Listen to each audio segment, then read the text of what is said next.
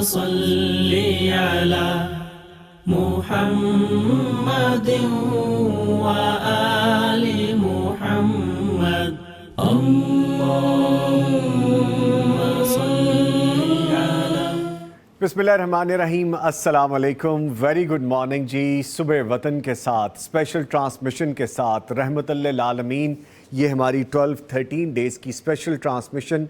इसके साथ मैं हूं नवीद निज़ामी। उम्मीद करते हैं कि आप सब खैरियत से होंगे और दुआ के लिए जब हाथ उठाते होंगे तो हमें भी याद रखते होंगे, हमें भी शामिल करते होंगे। अच्छा लगता है जब आपके मैसेजेस आते हैं, आप हमसे रब्ता करते हैं और उनमें दुआओं का जिक्र होता है, हमारे लिए नेक तमन्नाओं का जिक्र होता है। दुआओं और नेक तमन्नाओं की जब बात आती है तो आपको पता है, काइंडली मेरी आईएफ भी बंद कर दीजिएगा प्लीज़। अच्छा जी, अब इसमें मामला ये है कि पैगाम टेलीविज़न की ये खूबसूरत ट्रांसमिशन जो आप देख रहे हैं, रबीउल अव्वल की ये ट्रांसमिशन जिसमें हम रहमतुल लिल आलमीन नबी मुकर्रम मोहम्मद मुस्तफ़ा सल्लल्लाहु अलैहि वसल्लम, उनके फरमुदात, उनकी तालीमात, उनकी प्रैक्टिकल चीज़ें, उनके वो काम जो दीन इस्लाम हमें बताता है, जो अल्लाह ताला के अहकामात हैं, उनको हम जानते हैं। ये ट्रांसमिशन उसी पे है। इसको सुनिए, समझिए और सीखिए। हम भी इसी दौर में शामिल हैं कि हम भी सुने, समझें और सीखें, और जो बातें हम तक पहुंचती हैं, जो हमें पता हैं, जो अल्लाह ताला की किताब में शामिल हैं, जो हमारी रहनुमाई के लिए हैं, हम खुद भी जानें और आप तक भी पहुंचाएं। ये काविश है पैगाम टेलीविज़न की जो आप तक पहुंचाई जा रही है। इस सारा सिलसिला जारी है। सो डेली आप लाइव ट्रांसमिशन भी देख रहे हैं और आज ये जिम्मेदारी मेरे हिस्से में है। तो सुबह वतन का ये प्रोग्राम आज इस ट्रांसमिशन के नाम ही है। आपको पता है कि हमारे प्रोग्राम का फॉर्मेट तलावत कुरान करीम से आगाज़ किया जाता है। आज का काम, करने का काम, वजीफ़ा बताया जाता है, सवालात के जवाबात दिए जाते हैं और फिर आपको पता है कि हमारा प्रोग्राम आप तक पहुंचाने के लिए हमें ताउन हासिल रहता है सूफ़ी सोप एंड केमिकल इंडस्ट्रीज़ का, दारुस्सलाम इंटरनेशनल का और हसीन हबीब प्राइवेट लिमिटेड का। इनके इश्तराक से ये प्रोग्राम आप तक पहुंचाया जाता है और आपको पता है कि आपने हमें कॉल करनी होती है। कॉल करने के लिए हमारा नंबर, आपको यूनियन नंबर जो है 042111700 यानी 042-111-700 और 000 आप डायल कर सकते हैं और हमसे लाइव गुफ्तगू कर सकते हैं। लेकिन टीवी का वॉल्यूम आपने बंद करना है, टीवी की आवाज़ आपने बंद करनी है। व्हाट्सएप नंबर भी आपको पता है, हमने आपके लिए इशू कर दिया है 0321565200 यानी 0321565200। इस नंबर पे आप हमें ऑडियो मैसेज भेज सकते हैं और अपने लिख के सवालात भी भेज सकते हैं, हम उसको शामिल कर लेते हैं। लेकिन ये ट्रांसमिशन, इस प्रोग्राम के बाद भी आपको यहाँ पे जवाबात मिल सकते हैं, इसलिए आपको दिया गया है। आज की किताब जो मुस्लिम लाइब्रेरी में है, बड़ी खूबसूरत किताब जिसके बारे में आपको बताया जाएगा, शुक्र, तौबा और हम। इस पर हम गुफ्तगू करेंगे, आपको बताएंगे। हमारे मौजूद मेहमान जो स्टूडियोज़ में मौजूद है, आपको तारुफ करवाता चलूँ। खूबसूरत शख्सियत, ज़िम्मेदारियों में एक ज़िम्मेदारी, और जब इनके साथ ऐड हो जाती है तो अच्छा लगता है कि एक शख्स इतनी ज़िम्मेदारी जब सर अंजाम दे तो ये अल्लाह ताला की रहमतों में से एक रहमत होती है। मेरे बड़े प्यारे भाई नईमुर रहमान नासिफ साहब, इनको खुशामदीद कहेंगे। अस्सलाम वालेकुम। वालेकुम सलाम व रहमतुल्लाह। खैरियत से हैं जी आप? अल्हम्दुलिल्लाह माशाअल्लाह। और इनके साथ आपकी जानी पहचानी शख्सियत मुफ्ती मौलाना मोहम्मद अजमल भट्टी साहब, फाजिल मदीना यूनिवर्सिटी, हदीस और शरीय इल्म के उस्ताद, PhD स्कॉलर। आज थोड़ी तबीयत भी नासाज है, इनको अस्सलाम वालेकुम कहेंगे। सर अस्सलाम वालेकुम अस्सलाम व रहमतुल्लाह व बरकातहू। खैरियत से हैं? अल्हम्दुलिल्लाह। बेहतर हुई है कुछ तबीयत? अल्हम्दुलिल्लाह, बहुत बेहतर हो गई अल्हम्दुलिल्लाह। देखें, अभी मैंने कह दिया तो एक लंबी क्यू बननी शुरू हो जानी है यहाँ पे आपके दुआओं के लिए और आपकी अल्लाह ताला खैरियत जानने बरकत के लिए। दीजिए, अल्लाह आपको जिदाए खैर दे। आमीन आमीन। और जी, आज का हमारा टॉपिक जो कि मैंने आपको आगाज़ में बताया, जिस पे हमारी ट्रांसमिशन है, ट्रांसमिशन क्या सारी ज़िंदगी इस पे हम गुफ्तगू करते रहें, बात करते रहें, समझते रहें, सीखते रहें, आप तक पैगामात पहुँचाते रहें तो भी ये कम होगा। आज बात होगी रसूल करीम सल्लल्लाहु अलैहि वसल्लम अपने घर में किस तरह रहते थे, इसकी तालीमात क्या है। इसमें बड़ी ज़बरदस्त चीज़ें जो रात को मैं पढ़ रहा था, क्योंकि प्रोग्राम सुबह करना था, तो मुझे ख़ुद बड़ी नॉलेज वाली चीज़ें मिली कि ये चीज़ें तो हमें पता ही नहीं थी। हम समझते क्या हैं और हमारे लिए इतना सहल दीन है, इतना आसान दीन है, और उस पर अमल करते हुए हमें पता नहीं क्या मामला दरपेश होते हैं कि हम अमल करने के लिए कभी कोई बहाना ढूंढते हैं, कभी कोई बहाना ढूंढते हैं। सहल चीज़ें हैं आज के प्रोग्राम में आपको बताई जाएंगी और हम दो नात भी शामिल की जाएंगी। टाइम ज़ाया किए बगैर चलता हूँ नईमुर रहमान नासिफ साहब की जानिब और गुजारिश है तलावत कुरान करीम से आगाज़ कीजिए। अऊज़ु बिल्लाहि मिनश शैतानिर रजीम بسم اللہ الرحمن الرحیم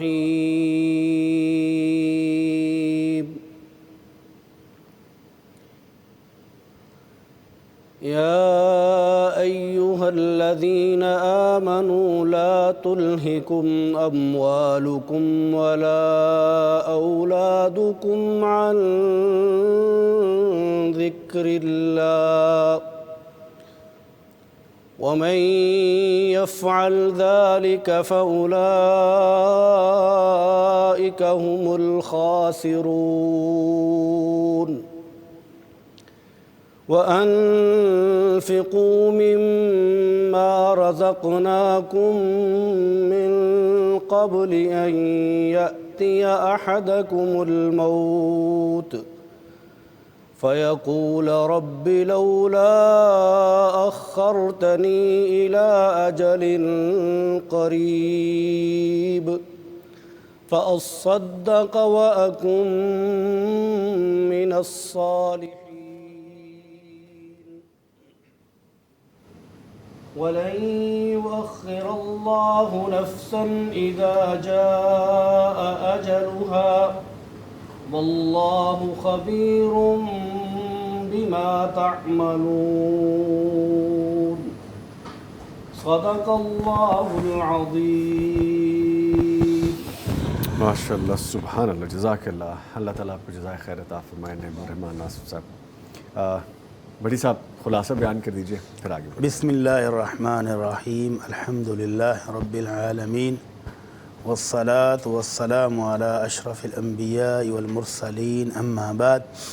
ہم صاحب ہمارے بھائی قاری نعیم الرحمن ناصف صاحب نے جو تلاوت فرمائی ہے اس میں اللہ رب العزت نے مومنوں کو بہت اہم مسئلے کی طرف توجہ دلائی ہے کہ ایمان والو تمہارا مال اور تمہاری اولاد تمہیں تمہاری آخرت سے غافل نہ کر دے کہ تم دنیا کے معاملات میں ایسے الجھ جاؤ کہ آخرت کا گھر یاد ہی نہ رہے، بھول ہی جاؤ. اولاد کے مسائل میں ایسے پھنسو کہ انبار دولت کے جوڑ کے چلے جاؤ اور آخرت کا کچھ بناؤ ہی نہ، تو یہ نقصان ہو جائے گا. اولاد بہت بڑی نعمت ہے، مال بھی بہت بڑی نعمت ہے. نعمت کب ہے؟ جب یہ دونوں چیزیں آپ کو اپنی آخرت بنانے میں معاون ہو جائیں. آپ کی اولاد فرما بردار ہو، دیندار ہو، اللہ سے ڈرنے والی ہو جائے. اللہ نے آپ کو مال دیا ہے تو آپ صلہ رحمی کر رہے ہوں، غریبوں پر خرچ کر رہے ہوں، رشتہ داروں پر خرچ کر رہے ہوں، پھر تو یہ بہت بڑی نعمت ہے. اور اگر بالفرض خدا نخواستہ صرف جوڑنے پر ہی زور ہوا اور اولاد بھی نافرمان ہو گئی تو پھر یہ تو بیچارہ دنیا میں بھی خسارہ، آخرت میں بھی، دونوں طرح کا. اور ہمیں تو جو خبریں ملتی ہیں اسی لاہور شہر میں ایک بہت بڑی شخصیت جس نے دولت کے انبار اولاد کے لیے اکٹھے کیے، جب اس کی وفات ہوئی ایک ہاسپٹل میں تو کوئی بیٹا لاش وصول کرنے کے لیے تیار نہیں تھا. اکیلا بیڈ تھا جس پہ وہ تو کیا فائدہ؟ اس لیے جی یہ جو تھا زمین تو ایک مربع یا دو ہاں زمین تقسیم کی بچوں جی ہاں تو وہ دیکھیں بچے نافرمان اس حد تک ہو گئے کہ والد کو ہی قتل کر ڈالا. انا للہ و انا الیہ راجعون. تو اس لیے اللہ تعالیٰ کہتے ہیں کہ اپنی آخرت نہ بلا دینا. تو اللہ نے اگر مال دیا ہے تو اس کو بھی خرچ کرو اللہ کی راہ میں، رشتہ داروں پر خرچ کرو، صلہ رحمی کرو، غریبوں پر تقسیم کرو. اور اگر اولاد دی ہے تو اولاد کو بھی اللہ کی فرما بردار بنا دو. اس سے پہلے کہ موت کا وقت آ جائے تو پھر تم کہو گے کہ اللہ چند گھڑیاں مجھے دے دے تو پھر دیکھ میں کیا کرتا ہوں، پھر نہیں مل پائیں گی، تو پھر وہ ایک لمحہ بھی نہیں ملے گا. تو اس سے پہلے اپنی آخرت کی فکر کر لو. اللہ ہم سب کو فکر کرنے کی توفیق عطا فرمائے. آمین یا رب العالمین. بڑی صاحب کرنے کا کام بتائیے. اللہ اکبر. شان رحمت للعالمین، ہم یہ دن ان کی شان میں بیان کر رہے ہیں تو رحمت للعالمین کا ایک فرمان ہم نے ناظرین کو پیش کرنا ہے کہ آج کل بخار زکام شدت اختیار کر رہا ہے تو بعض دفعہ بیماری کی وجہ سے مریض نڈال ہو جاتا ہے. جی تو جب آپ تیمارداری کرنے جائیں تو پھر کیا کہنا ہے، کیا کرنا چاہیے، اس بارے میں اللہ کے نبی صلی اللہ علیہ وسلم کا بہت خوبصورت سا فرمان ہے اور بڑی پیاری سی ہمیں ہدایت ہے. آپ نے فرمایا اذا حضرتم المریض او المیت فلا تقولوا الا خیرا. جب تم کسی بیمار کی تیمارداری کے لیے جاؤ جی یا تم کسی میت کی تعزیت کے لیے جاؤ، میت پڑی ہے تو اس کے پاس جا کر منہ سے اچھے کلمات نکالو. مریض کی تیمارداری کے لیے گئے ہو تو اس کو تسلی دو، ڈارس بنداؤ، اس کی شفا کے لیے دعا کرو، اس کو کہو لا باس طہور انشاءاللہ، اللہ تعالیٰ اس بیماری کو گناہوں کی بخشش کا باعث بنائے گا، تم اللہ کی رحمت سے پاک صاف ہو جاؤ گے، اللہ کی رحمت سے ٹھیک ہو جاؤ گے، اب تو انشاءاللہ شفا ہونے ہی والی ہے. اس طرح کی تسلی دو، پر امید رکھیں اس کو پر امید رکھنا، یہ نہیں کہنا بس. اللہ اکبر. اس طرح کی مایوسی نہیں پھیلانی. اس سے ڈاکٹر کا پوچھ کر ڈاکٹر پر تنقید نہیں کرنی، وہ یار تو ڈاکٹر ہے تو بالکل بیکار ہے، یار اس سے تو پہلے بھی اتنے مریض گئے کوئی نہیں بچا. اس طرح کی منفی باتیں نہیں کرنی. اور اسی طرح اگر فوتگی والے گھر میں ہیں تو اس کے پاس جا کر بھی اچھی باتیں کرنی ہیں کہ اللہ تعالیٰ اس کا سفر آخرت آسان کرے، اللہ تعالیٰ اس کو اپنی رحمتوں سے نوازے، اللہ تعالیٰ اس کی قبر کو جنت کا ٹکڑا بنا دے. اس طرح کی باتیں کرنی ہے مثبت. وجہ فَإِنَّ الْمَلَائِكَةَ يُؤَمِّنُونَ عَلَى مَا تَقُولُونَ، اللہ کے جو فرشتے اس موقع پر موجود ہیں وہ بھی آمین کہتے ہیں آپ کی دعا پر. جی. تو آپ اگر اچھی دعا کریں گے مریض کے لیے یا فوت ہونے والے کے لیے تو فرشتوں کی، اللہ کے نورانی فرشتوں کی دعا بھی شامل ہو جائے گی. اور اگر آپ نے مایوسی کا اظہار کیا، منفی باتیں کی، تو فرشتے بھی آمین آمین ساتھ ساتھ کہہ رہے ہیں. تو اس لیے اللہ تعالیٰ سے ہمیں دعا کرنی چاہیے کہ مریضوں کو صحت دے دے، تندرستی دے، اور اس کے جا کر اس کو تسلی دیں، اس کا دل بڑا کریں. یہ جو دوائی تم کھا رہے ہو نا انشاءاللہ اس سے صحت ہو جانی ہے، اس سے شفا مل جانی، بس 2 دن کے اندر تو بھاگے گا. پھر تو اس کا دل بڑا کرنا ہے، چھوٹا نہیں کرنا. اللہ تعالی ہم سب کو توفیق عطا فرمائے. آمین آمین. ٹھیک ہے جی، آج کی ایک اور ذمہ داری جو میرے ذمہ ہے وہ بھی میں آپ کو بتاتا چلوں. آج کی کتاب، اور یہ کتاب دیکھیں جی کتنی خوبصورت کتاب ہے. نام ہے آج کی کتاب کا شکر، توبہ اور ہم. شکر گزاری بہت بڑی خوبی ہے جس سے انسان خوش رہتا ہے اور اس کی نعمتوں میں اضافہ ہوتا رہتا ہے. جب انسان اللہ تعالیٰ کا شکر ادا کرتا ہے تو اللہ تعالیٰ بھی خوش ہوتے ہیں اور اس پہ مزید نوازشات کرتے ہیں. انفرادی اور اجتماعی سطح پر شکر گزاری کی ضرورت بہت زیادہ ہے، اور توبہ یقیناً گناہ گاروں کے لیے یا گناہوں کے انبار جو بندے کے لیے اور اس کے خالق کے درمیان موجود فاصلے ختم کر دیتی ہے. یہ دعا ہے، توبہ ہے جو ہمیں کرنی چاہیے. اس لیے شکر اور توبہ انتہائی اہم صفات ہیں جن سے ہر مسلم کو آشنا ہونا چاہیے. یہ مختصر سی کتاب آپ کو رہنمائی فراہم کرتی ہے. یہ ویسے تینوں ہی لفظ اگر آپ غور سے دیکھیں، شکر، توبہ اور ہم، تو ہمارے لیے خود ایک سوالیہ نشان بن جاتا ہے کہ ہم یہ کرتے ہیں. شکر سب سے پہلے، اور توبہ پھر اس کے بعد، اور پھر ہم. یہ ہمیں خود بھی سوچنا ہے. اور اگر اس کے بارے میں ہمیں مزید سیکھنا ہے تو یہ کتاب ہمارے پاس ہونی چاہیے. دارالسلام کے شو رومز اور darussalam.pk پر یہ آن لائن دستیاب ہے. تو آج کی کتاب شکر، توبہ اور ہم، جس کے بارے میں آپ کو بتایا گیا ہے. سوالات بھی ہم شامل کریں گے، اور آج مجھے جو لائیو یہاں پہ ریٹن میں آ رہی ہیں کچھ چیزیں، میں چاہتا ہوں چند وہ بھی شامل کر لیں.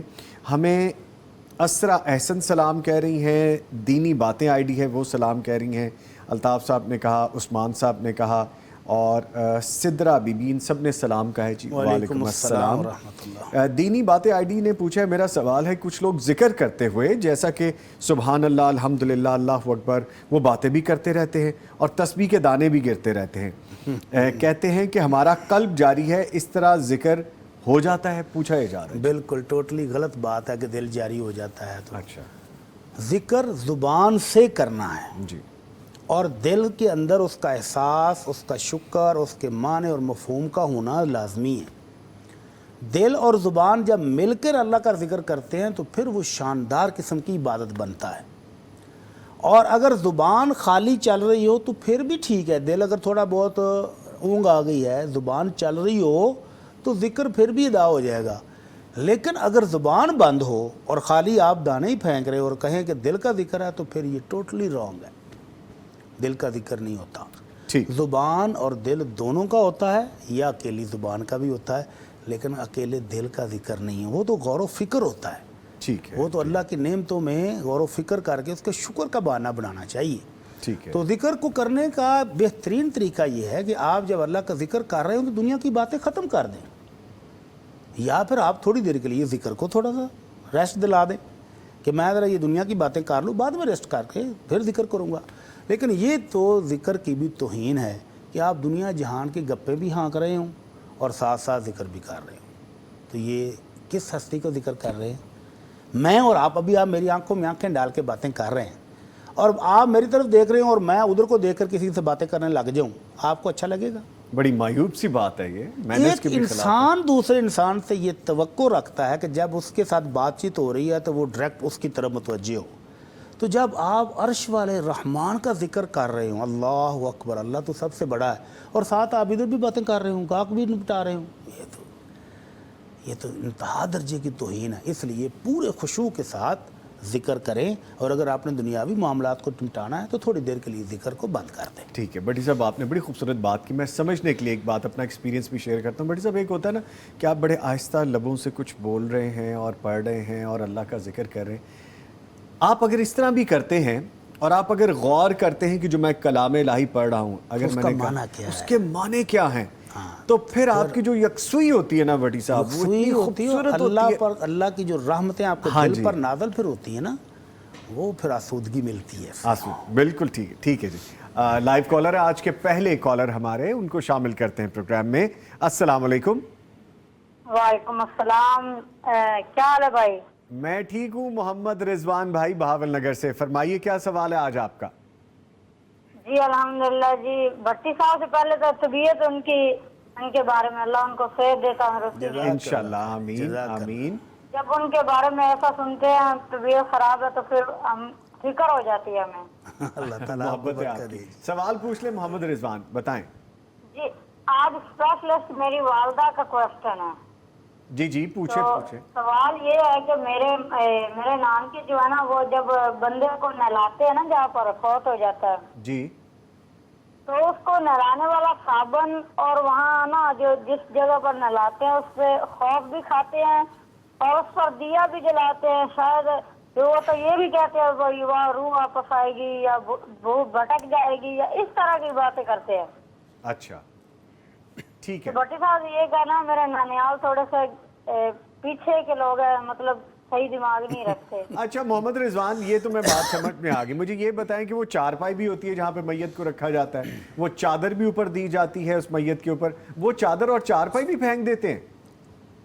وہ کئی لوگ تو جلا دیتے ہیں. اللہ اکبر. اچھا چلے ٹھیک ہے جی, میں بھی جواب لیتا ہوں. آپ نے کال کی, آپ کا شکریہ. بڑی صاحب فرمائیے اس بارے میں. اللہ اکبر. یہ اللہ اور اس کے رسول کی تعلیمات پر بہت کمزور ایمان کی نشانی ہے کہ ایسی توہمات سے ڈرتے رہنا. روحیں واپس آتی ہیں, کیا لینے آتی ہیں بھائی؟ جو نیک روحیں ہیں ان کو تو اللہ تعالیٰ کہتے ہیں کہ میرے نیک بندے کی روح کو علیین میں داخل کر دو, جنت کے اعلیٰ ترین مقام میں وہ چلی جاتی ہے. اور جو بری روح ہوتی ہے اس کو اللہ سجین میں قید کر دیتے ہیں. قیدی کو کوئی واپس آنے دے گا؟ سوال ہی پیدا نہیں ہوتا. اور جو علیین میں اللہ کی رحمتوں اور نعمتوں سے موجیں مار رہا ہو, بہترین جگہ پہ چلے گئے, بہترین, تو وہ دنیا میں کیا لینے آئے گا؟ کیا لینے آئے گا؟ تو اس لیے میرے بھائی یہ روحیں واپس آنے کا عقیدہ جو ہے نا یہ درست نہیں ہے, اس سے آپ ہٹ جائیں. اور یہ جو صابن بچا ہے اس کو استعمال کر لیں, اور جس جگہ پر آپ نے غسل دیا اس جگہ کو بھی کچھ نہیں ہوا ہے, وہ بھی پاک ہے, صاف ہے جگہ, پانی نیچے جذب ہو گیا ہے, بات ختم. اوپر جگہ صاف ہے, اس جگہ کو بھی استعمال کریں. جس چارپائی پر میت کو لٹایا ہے اس چارپائی کو بھی استعمال کریں. جو چادر اس کے اوپر ڈالی تو اس چادر کو بھی بعد میں استعمال کریں, کوئی حرج نہیں ہے اس میں. ٹھیک ہے, ایک اور کالر ہے, ان کی جانب بڑھتے ہیں. السلام علیکم. وعلیکم السلام. بھائی میرا نا مفتی صاحب سے یہ سوال ہے کہ جب بچہ سنیک کرتا ہے تو اس کی امی اس کی جگہ پہ اس کی امی جو ہے وہ کہتی ہے کہ الحمدللہ, تو سننے والا یرحمک اللہ کہتا ہے, تو کیا ان دونوں کو ثواب ملے گا؟ ٹھیک ہے جی. اور میرا دوسرا سوال یہ ہے کہ میرے ابو کہتے ہیں کہ بھٹی صاحب اللہ کے ولی بندے ہیں, تو آپ بھی کہتے ہیں کہ ان کی آواز بہت اچھی ہے, تو میرا یہ دل کرتا ہے اور میری کہ بھٹی صاحب نا سب سے آیتیں سنا دے قرآن پاک میں. اچھا جی چلے ٹھیک ہے, بہت شکریہ سارا بہن بھاولپور سے آپ نے کال کی. لے جی ایک تو فرمائش بھی آ گئی ہے. دوسرا ان کا فرمائش کا حال تو یہ ہے کہ ہم نے جو تلاوت کی تھی جی اس کی ریکارڈنگ ہم ان کو دے دیتے ہیں. اللہ پیغام ٹی وی پر آپ کے آنے سے پہلے کی نہیں, آپ کے ہوتے ہوئے کی تھی ایک دفعہ. جی ایک دفعہ تلاوت میں کر چکا ہوں ادھر. اچھا نہیں آج بھی کریں گے سر, 2 آیات پڑھ دیں گے, کوئی ایسا معاملہ نہیں. آپ پہلے کوسچن کا اللہ جواب دیں. المستعان. تو وہ انہوں نے کہا بچہ چھینک مارتا ہے. نہیں جب فیڈ کرتا ہے یا چھینک مارتا ہے, دونوں صورتوں میں مجھے کلیئر بھی کر دیجیے. نہیں 2 صورتیں ہیں نا. بچے کو دودھ پیتے ہوئے چھینک آئی تو والدہ نے کہہ دیا الحمدللہ بچے کی جگہ پر. جی ٹھیک ہے, الحمدللہ والدہ اس کی طرف سے کہہ دے.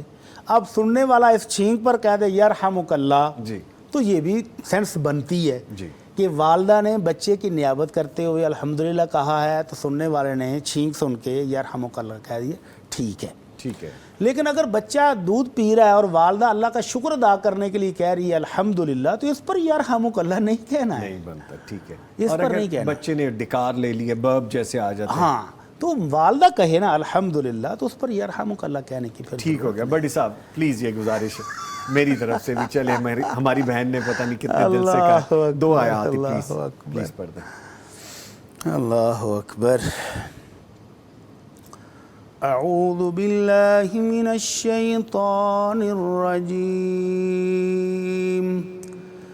بسم اللہ الرحمن الرحیم. وَلِمَنْ خَافَ مَقَامَ رَبِّهِ جَنَّتَانِ فَبِأَيِّ آلَاءِ رَبِّكُمَا تُكَذِّبَانِ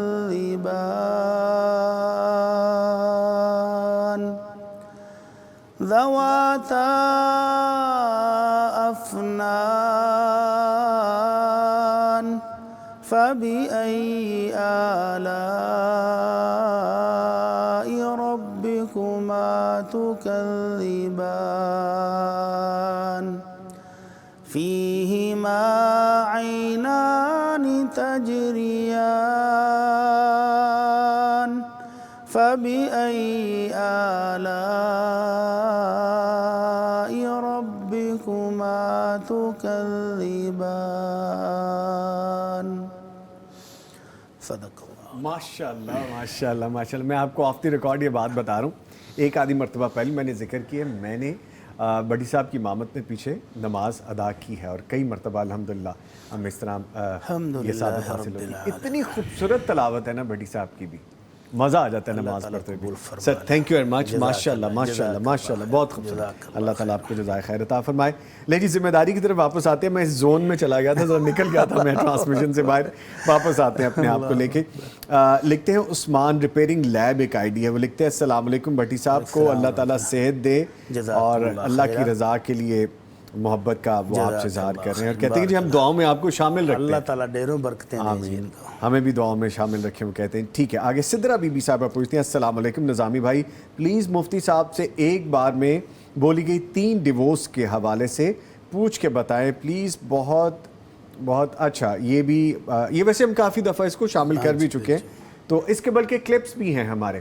اگر آپ سرچ کریں گی پیغام ٹیلی ویژن یا ہماری یوٹیوب کی سائٹ پہ یا فیس بک کی سائٹ پہ, تو آپ کو وہ مل بھی جائیں گے. صرف طلاق لکھیں تو بہت سارے مسائل وہ سارا آ جائے گا. بلکہ ہمارا پروگرام بھی اب تو چلتا ہے شام میں, اس میں مفتی آن لائن وہ جو ہمارے جو کویسچنس کے جواب دیے جاتے ہیں اس میں بھی ہم نے یہ شامل کیا ہے. ٹھیک ہے جی. استاد صاحب سے پوچھنا ہے کہ میرے لیے دعا. اچھا عافیہ شعیب صاحب لکھتے ہیں السلام علیکم. وعلیکم السلام استاد صاحب. اور نوید بھائی استاد صاحب سے پوچھنا ہے میرے دادا کو کینسر ہے, ہم نے انہیں نہیں بتایا ہوا کہ انہیں کینسر ہے, کیا دادا کو بتانا چاہیے یا نہیں, اور دادا کے لیے دعا کر دیجئے. اللہ تعالیٰ بزرگوں کو صحت اور تندرستی دے. تو بتانے کا کوئی خاص فائدہ تو نہیں, الٹا نقصان ہی ہوگا کہ وہ پریشان ہوں گے. تو یہ اولاد نے بہت اچھا کیا ہوا ہے کہ ان کو بتایا نہیں ہوا, اور ان کی کیئر وہ کر رہے ہیں, میڈیسن بھی دے رہے ہوں گے لازمی انشاءاللہ. تو علاج جاری رکھیں اور ساتھ ساتھ دعا بھی کریں, اور ان کا حوصلہ بڑھاتے رہیں, دل بڑھاتے رہیں. جتنی زندگی اللہ نے دی ہے وہ خوبصورت طریقے سے گزاریں, تو یہ بہت بڑی خدمت ہے. تو اولاد کو ایسا ہی کیئرنگ ہونا چاہیے. اللہ تعالیٰ ان کو جزائے خیر دے. آمین آمین. لیجیے آپ کی تلاوت پہ عافیہ شعیب اور عثمان ریپیئرنگ لیب آئی ڈی جو ہیں یہ آپ کو ماشاءاللہ کہہ رہے ہیں. جزاک اللہ خیر. ٹھیک ہے جی. ایک اور کالر ہے, ان کی جانب بڑھتے ہیں. السلام علیکم. وعلیکم السلام. نگت فرحان صاحبہ جھنگ سے کال کریے. شکریہ آپ نے کال کی, فرمائیے کیا سوال ہے آپ کا. ٹی وی کی آواز بند کر دیں. آپ ٹی وی کی آواز بند کریں گی تو ہمیں سن پائیں گی, ورنہ آٹومیٹکلی لائن ڈراپ ہو جائے گی. جی جی فرمائیے. ہیلو السلام علیکم جی. ہیلو السلام علیکم جی. جی وعلیکم السلام, فرمائیے فرمائیے. ہاں جی, میں نگت فرحان بول رہی ہوں. میں یہ کہہ رہی ہوں کہ زندہ انسان کا صدقہ ہوتا ہے کہ جو فوت ہو جاتا ہے ان کا بھی صدقہ ہوتا ہے.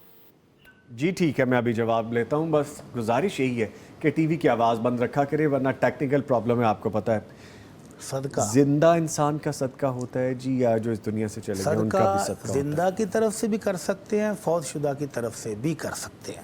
جی. حضرت سعد رضی اللہ تعالیٰ عنہ آئے, کہنے کہ اللہ کے نبی صلی اللہ علیہ وسلم, میری والدہ اچانک وفات پا گئی ہیں اور وہ مالدار خاتون تھیں, سردار کی والدہ تھیں. جی. تو اگر ان کو موقع ملتا تو وہ ضرور صدقہ کرتی. تو کیا اب میں والدہ کی طرف سے صدقہ کروں تو ان کو فائدہ ہوگا؟ تو آپ نے فرمایا بالکل اس کو فائدہ ہوگا. تو بیٹے نے پھر والدہ کی خدمت کے لیے ایک کنواں کھدوایا کسی خاص علاقے میں جہاں پانی کی ضرورت تھی. تو اللہ کے نبی صلی اللہ علیہ وسلم نے اس کو پسند فرمایا, اور پانی کا صدقہ بہت بڑا صدقہ ہے. تو آپ بھی اپنے فوت شدگان کی طرف سے کسی ایسے علاقے میں پمپ لگوا دیں, واٹر فلٹریشن کا انتظام کرا دیں, جہاں پانی صاف نہیں ہے وہاں فلٹر لگوا دیں, فلٹر والا پانی لوگوں کو ملنا شروع ہو جائے. تو یہ بہت بڑی نیکی ہے. ٹھیک. نظامی بھائی, ہماری مسجد میں ایک بڑا خوبصورت کام ہوا ہے. جی. یہ جتنی منرل واٹر والی کمپنیاں ہیں یہ پاکستان سے ہی پانی نکالتی ہیں نا. زیادہ زیادہ کیا کرتے ہیں, 400 فٹ نیچے چلے جاتے ہیں, 500 فٹ چلے جاتے ہیں اور ہمیں منرل واٹر دے رہے ہیں. تو ہماری مسجد والوں نے نا نیا بور کروایا, 700 فٹ پر جا کر کروایا. اتنا گہرا. میں نے کہا کیوں؟ کہتا ہے جی ہم نے منرل واٹر لوگوں کو پلانا ہے. اور وہ فلٹر کروا کے تو 3 بڑے بڑے انہوں نے پائپ لگا دیے ہیں لوگوں کے لیے. جب میں جمعے والے دن جاتا ہوں صبح کو تو لائنیں لگی ہوتی ہیں پانی لینے والوں کے لیے, بھر رہے ہوتے ہیں, اسٹور کر کے لے کے جا رہے ہوتے ہیں. اور وہ پانی اتنی سپیڈ سے, وہ 3ری منزل پر ٹینکی ہے, فل ہو تو وہ اتنی سپیڈ سے ان کے گیلن بھرتے ہیں کہ منٹ بھی نہیں لگتا. اور وہ دڑا دڑ لوگ سارا دن. میں نے پوچھا یار آج بڑا رش ہے, کہتے ہیں سر 24 گھنٹے رش ہے. اللہ اکبر. تو وہ مسجد کی انتظامیہ پمپ چلا کر ٹینکی ہر وقت فل رکھتی ہے تاکہ لوگوں کو تکلیف نہ ہو. ثواب کی نیت سے. ثواب کی نیت سے. کچھ لوگوں نے کہا یار کیا ہے جو ہم رش لگایا ہوا ہے, مسجد کو آنے والے نمازیوں کے لیے تنگی ہوتی ہے. وہ کہتے ہیں کوئی بات نہیں, 3 رستے ہیں ماشاءاللہ, مسجد بڑی ہے, 3 دروازے, 1 2 3. پہلے 2 دروازے پانی والوں کے لیے, تیسرا مسجد میں آنے والوں کے لیے. ماشاءاللہ. کوئی مسئلہ نہیں, پانی پلاؤ لوگوں کو. ماشاءاللہ. ٹھیک ہے, تو صدقہ کر سکتے ہیں بالکل. جی ایک اور کالر ہے, ان کی جانب بڑھتے ہیں. السلام علیکم. وعلیکم السلام. زبیدہ خانم صاحبہ سیالکوٹ سے کال کریے. شکریہ آپ نے کال کی. فرمائیے کیا سوال ہے آپ کا؟ ماشاءاللہ ماشاءاللہ. سب سے پہلے تو بیٹا قاری صاحب کو بہت بہت مبارک ہو, کبھی کبھی ایسی بہت تلاوت کیا کرے. ماشاءاللہ ماشاءاللہ. تو اللہ تعالیٰ آپ کو بھی زندگی دے. اور جب سے میں نے آپ کا پروگرام سننا شروع کیا نا, میں جو قاری صاحب کہتے ہیں میں تو پہلے انہیں عربی سمجھتی, تو میں ان کی ہر بات کو فالو کرتی ہوں, اور میں کوشش کرتی ہے کہ میں ہر ان کا کہا ہوا بات جو ہے نا میں عمل کروں. تو دوسری بات میں نے یہ کہنی ہے کہ یہ جو ابھی انہوں نے کہا ہے, تو میں بھی جب آپ کا پروگرام دیکھتی ہوں یا کرتی ہوں تو میں درود پاک پڑھتی رہتی ہوں. قاری صاحب نے بہت پہلے مجھے کہا تھا, آپ کو بھی یاد ہوگا, جب میں نے اپنے بیٹے کے بارے میں پوچھا تھا جو ملیشیا میں تھے. تو الحمدللہ میرا بیٹا ماشاءاللہ اب میری بات بھی سنتا ہے, ماشاءاللہ مجھے خرچہ بھی بھیجتا ہے. الحمدللہ میں بڑی خوش ہوں. میں بیوہ تھی, آپ کو یاد ہوگا. تو میں الحمدللہ, تو کیا میں بیٹھ کے درود شریف جہاں استغفار کرتی ہوں تو نہ کیا کروں اس طرح پروگرام دیکھتے ہوئے. تو دوسری بات میں نے یہ کہنی ہے کہ جو ساتھ ہمسایا ہو اور کوئی لڑائی نہیں کچھ نہیں, ویسے ہی ہے وہ بھی, تو کہتی ہے میں پسند ہی نہیں کرتی محلے والوں کو ملنا, ان کو بلانا. تو کیا بار بار اس کو بلائیں تو یا نہ بلائیں, ہم گناہ گار تو نہیں. تو اس نے خود ہی کہا ہے کہ میں نہیں پسند کرتی, مجھے نہ کوئی بلائے تو نہ میں کسی کو بلائیں. ٹھیک ہے جی, بہت شکریہ, بہت شکریہ نیک تمناؤں دعاؤں کا. اللہ تعالیٰ آپ سے راضی ہو جائیں. جی میں ابھی جواب لیتا ہوں سر. 2 چیزیں ہیں اور ایک کالر بھی ہے. سوری میں آپ کی بات کاٹ رہا ہوں, تھوڑا ہم اس کو مختصر رکھیں گے. پہلی بات تو یہ ہے کہ میں نے کہا تھا کہ زبان سے پڑھتے رہنا اور کچھ سننے میں تو رکاوٹ نہیں ہے, کہ آپ پڑھ بھی رہی ہیں سن بھی رہی ہیں, کوئی عرض نہیں ہے. باتیں کرنے کی بات ہے کہ آپ مختلف گپ شپ بھی لگائیں اور ساتھ ذکر بھی کریں تو یہ ذکر کی توہین ہے. تو آپ اللہ کا ذکر سن بھی رہی ہوں اور زبان سے پڑھ بھی رہی ہوں تو کوئی مسئلہ نہیں, پڑھتے رہیں. ٹھیک ہے. اور دوسرا وہ محترمہ جو محلے میں پسند ہی نہیں کرتی, خود منہ سے کہہ رہی ہیں, تو یہ بہت غلط بات ہے. محلے داروں کے ساتھ اس نے سلوک کرنا چاہیے, ہمسایوں کے ساتھ اچھا سلوک کرنا چاہیے. اگر وہ برا سلوک کرتی ہیں تو آپ ان کو ملتے جلتے السلام علیکم کہہ کر حال احوال پوچھ کے گزر جائیں. تو آپ اپنی نیکی نہ چھوڑیں, آپ نیکی جاری رکھیں. اگر کچھ گھر میں کچھ چیز پکائی ہے تو ان کے گھر بھیج دیں, نہ وصول کریں تو وہ ان کی مرضی ہے. آپ اگر رستے میں مل جائیں تو سلام کر لیں. اللہ تعالیٰ آپ کی نیکی قبول فرمائے گا انشاءاللہ. انشاءاللہ. ٹھیک ہے جی, ایک اور کالر ہے, ان کی جانب بڑھتے ہیں. السلام علیکم. وعلیکم السلام. فاطمہ صاحبہ بھاولپور سے کال کی, شکریہ. فرمائیے کیا پوچھنا ہے جی آپ نے؟ بھائی, میرا سوال یہ ہے کہ نا میں بھٹی صاحب سے پوچھنا ہے کہ میں ہر نماز کے بعد 2 نفل شکرانے کے پڑھ سکتی ہوں, اور میرے بھائی کے گھر میں اولاد نہیں ہے, تو آپ یہ دعا کر دیں کہ اللہ انہیں میرے کو اولاد دے دے. اور میری چھوٹی بھتیجی ہے 5 سال کی, تو وہ کہتی ہے کہ وہ پہلے جو کارٹونوں کا کلپ آیا تھا کہ اب وہ نہیں آئے گا, کارٹون نہیں لگا کریں گے. لگا کریں گے جی, کیوں نہیں لگا کریں گے, بس تھوڑا سا وقت چاہیے ہوتا ہے. بہت شکریہ آپ نے کال کی جی. انشاءاللہ نیا ایپیسوڈ بھی آئے گا ہمارا اینیمیشن کا بچوں کے سیکھنے کے لیے, اور آپ کے سوالات کے جوابات بھی دیتے ہیں. جی سر فرمائیے. اللہ تعالیٰ جی ان کو نیک صالح بیٹا عطا فرمائے جو ان کو بھائی کو ضرورت ہے. اور سوال میرے ذہن میں نکل گیا, سوال انہوں نے کیا کیا تھا؟ سوالوں نے کہا تھا کہ میں ہر نماز کے بعد 2 شکرانے کے 2 نفل پڑھتی ہوں. تو جو آپ نماز پڑھتی ہیں یہ بھی اللہ کا شکر ہی ہے. تو شکرانے کے الگ سے نفل پڑھنے کی ضرورت سچ نہیں ہے, آپ ان کو نفل کی نیت سے ہی پڑھ لیں. تو اگر آپ نماز کے بعد باقاعدہ 2 رکعت نفل شکرانے کے, حرج کوئی نہیں ہے, پڑھ سکتی ہیں. لیکن یہ جو نماز آپ نے فرض پڑھی, اس کے ساتھ سنتے پڑھی, اس کے ساتھ نوافل پڑھے, تو یہ سارا اللہ کا شکر ہی تو ہے. تو اللہ تعالیٰ کا شکر ادا کرتی ہیں تو اللہ تعالیٰ آپ کو مزید توفیق دے, ہمت دے, اور اللہ تعالیٰ آپ کے اس عبادت کو قبول فرمائے. ٹھیک ہے. اور دوسرا کویشچن بھی تھا ان کا, کچھ ٹیم مجھے بتائیں وہ دوسرا کویشچن انہوں نے کیا کیا تھا, کوئی چیز اور بھی پوچھ رہی تھی. اینیمیشن تو اس سے پہلے بھی ایک چیز انہوں نے کہی تھی. اچھا چلیں اینیمیشن کے حوالے سے جو بات ہو رہی تھی وہ تو انشاءاللہ بن رہے ہیں. ہاں جی اپنے سپیڈ کے ساتھ آئیں گے انشاءاللہ. اور اس پہ تو بلکہ ہماری بیٹھ کی گفتگو بھی ہوتی ہے کہ اس آواز کو ایسے ہونا چاہیے, اس کریکٹر کے بارے میں یہ چیز ایسی ہونی چاہیے. ہم ٹیم بھی آپس میں گفتگو کرتے ہیں اس کے بارے میں. ایک کالر اور ہے, ان کی جانب بڑھتے ہیں. السلام علیکم. جی وعلیکم السلام. جی خالد صاحب بات کر رہا ہوں لاہور سے. جی خالد صاحب لاہور سے کال کی, شکریہ آپ نے کال کی. فرمائیے. میرے والد صاحب 80+ ہیں, ٹھیک ہے, ریٹائرڈ ہیں.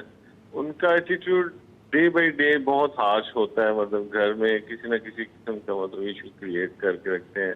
ریگارڈنگ بچوں کو بھی مطلب یوزلی ڈانٹنا اور اس طرح کے معاملات گھر میں, یعنی میری مسز کے ساتھ بھی کچھ نہ کچھ ایسا کبھی مطلب وہ جس کو ہم کہتے ہیں پارٹی بازی کر لیتے ہیں. اس کے ساتھ اچھا رویہ, باقیوں کے ساتھ بھی لڑائی, مطلب وہ چاہتے ہیں کہ ایک دوسرے کے ساتھ یہ میس کریٹ کرتے رہیں. تو ہماری تو کوشش ہوتی ہے ان کی جتنی بھی خواہشات ہیں, جو بھی معاملات ان کو اچھے طریقے سے ہینڈل کرتے رکھیں. آن دی ادر سائڈ یہ ایشوز ہمیں بہت فیس کرنے پڑتے ہیں, جس کی وجہ سے اکثر ہماری آپس میں بھی لڑائی ہو جاتی ہے.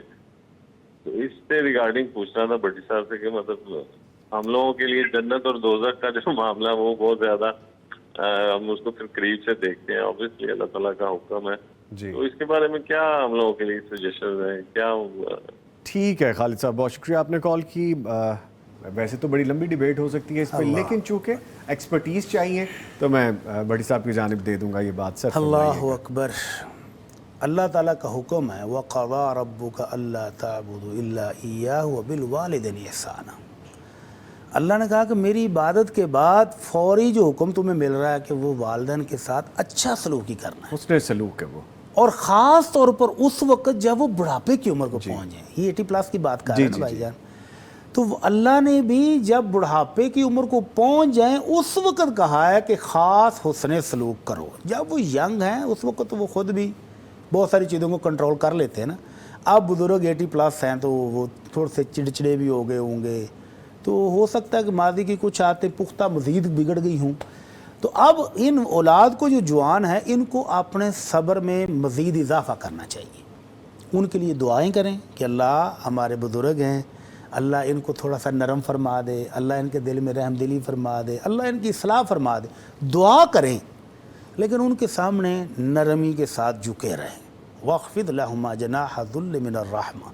اللہ کہتا ہے جب یہ بوڑھے ہو جائیں تو پھر ان کے آگے سے چیخنا چلانا نہیں، اف بھی نہیں کرنا، ڈانٹنا بھی نہیں، ان کے ساتھ تکرار بھی نہیں، بلکہ ان کے سامنے بچھے ہی رہنا ہے.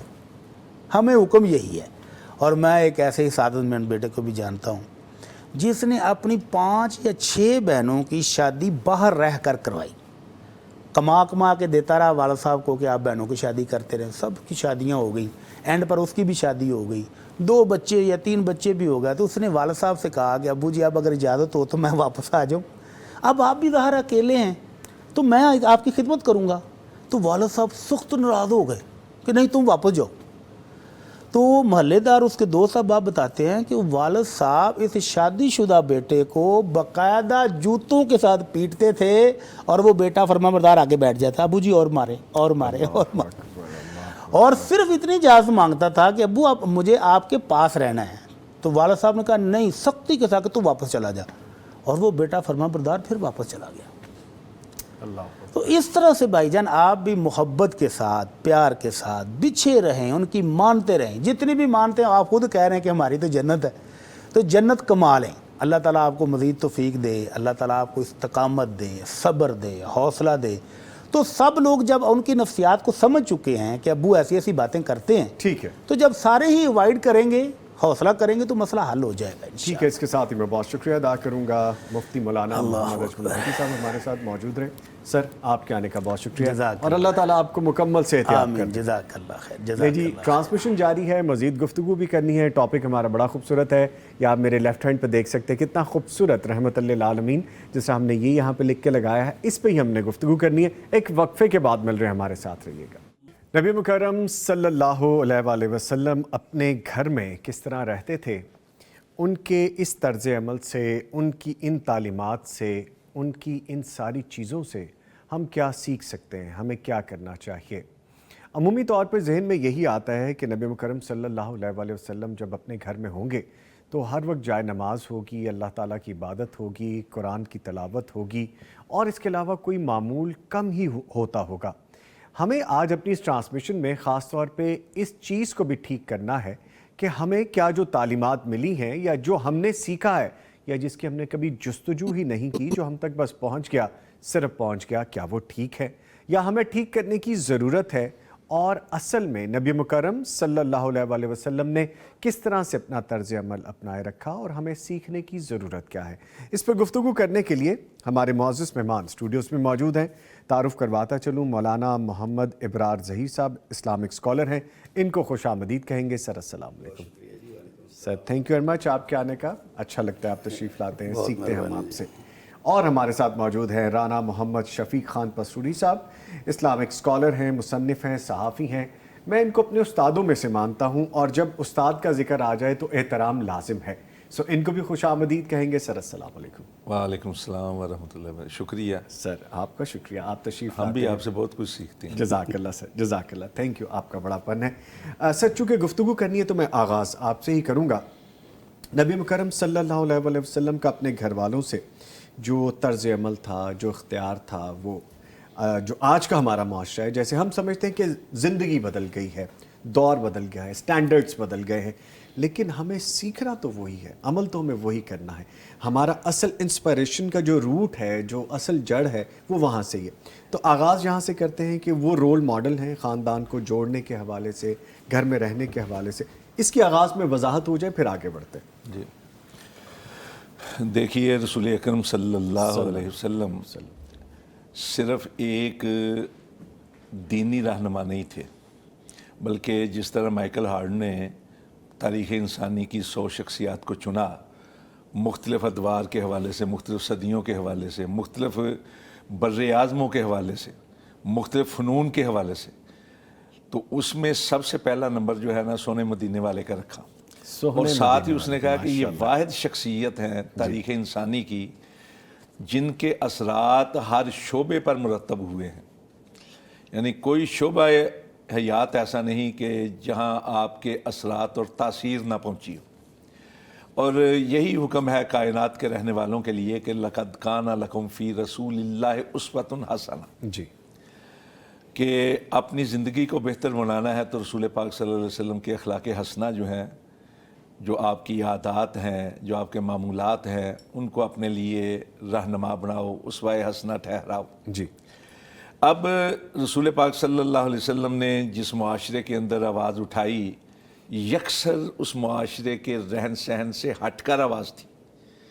ایسے میں ان کی مصروفیات بہت زیادہ بڑھ جاتی تھی۔ آپ کی مصروفیات بعد میں پھر اور زیادہ بڑھتی چلی گئیں۔ پہلے صرف داعی کی حیثیت سے تھے، پھر اس کے بعد جب ریاست اسلامیہ کی بنیاد پڑی تو پھر ایک حاکم کی بھی حیثیت تھی، قاضی کی بھی حیثیت تھی، ایک سپہ سالار کی بھی حیثیت تھی۔ اتنی گوناگون مصروفیات کے باوجود یہ سوچنا کہ وہ گھر کے اندر وقت دیتے ہوں گے، ہے کہ نہیں؟ جی بالکل، کہ لیکن وہ تو ٹائم ہی نہیں بچتا آپ ہوگا نہ یعنی۔ صرف گھر میں وقت دیتے تھے بلکہ گھر میں جو وقت دیتے تھے اس کے بھی 3 تقسیم کے لحاظ سے 3 شعبے تھے۔ مثلا آپ سب سے پہلے تو گھر میں رہ کر بھی آپ عبادت کیا کرتے تھے، اللہ کی عبادت، اور بعض اوقات ایسی اتنی لمبی عبادت کیا کرتے تھے کہ ام المومنین فرماتی ہے کہ آپ کے پاؤں مبارک پر سوزش آ جاتی تھی۔ دوسرا یہ ہے کہ گھر والوں کے جو معاشرتی حقوق ہیں ان کو بھی نہ صرف ادا کرتے تھے بلکہ بآسن انداز میں ادا کرتے تھے۔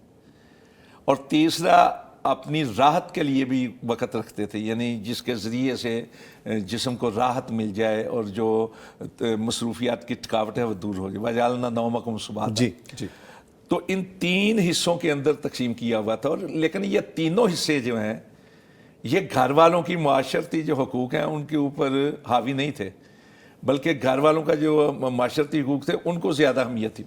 اور پھر یہ بھی نہیں کہ گھر میں اگر آئے ہوں آپ اور آپ نے آ کر باہر والی مصروفیات کی وجہ سے کوئی چڑچڑے پن کا مظاہرہ کیا ہو، یا زچ ہو کر آئے ہوں، یا کہا ہو کہ میں تھک گیا ہوں مجھے نہیں، بلکہ امہات المومنین فرماتی ہیں کہ آپ کا انداز ایسا تھا کہ آپ جب تک گھر میں بلکہ صحابہ کرام نے سوال کیا جی کہ آپ گھر میں آتے ہیں تو کس طرح رہتے ہیں؟ کس طرح رہتے ہیں؟ جی آپ تو ام المومنین حضرت اماں عائشہ صدیقہ رضی اللہ تعالیٰ عنہ نے اور حضرت حفصہ رضی اللہ تعالیٰ عنہ نے ایک جیسے جواب دیے۔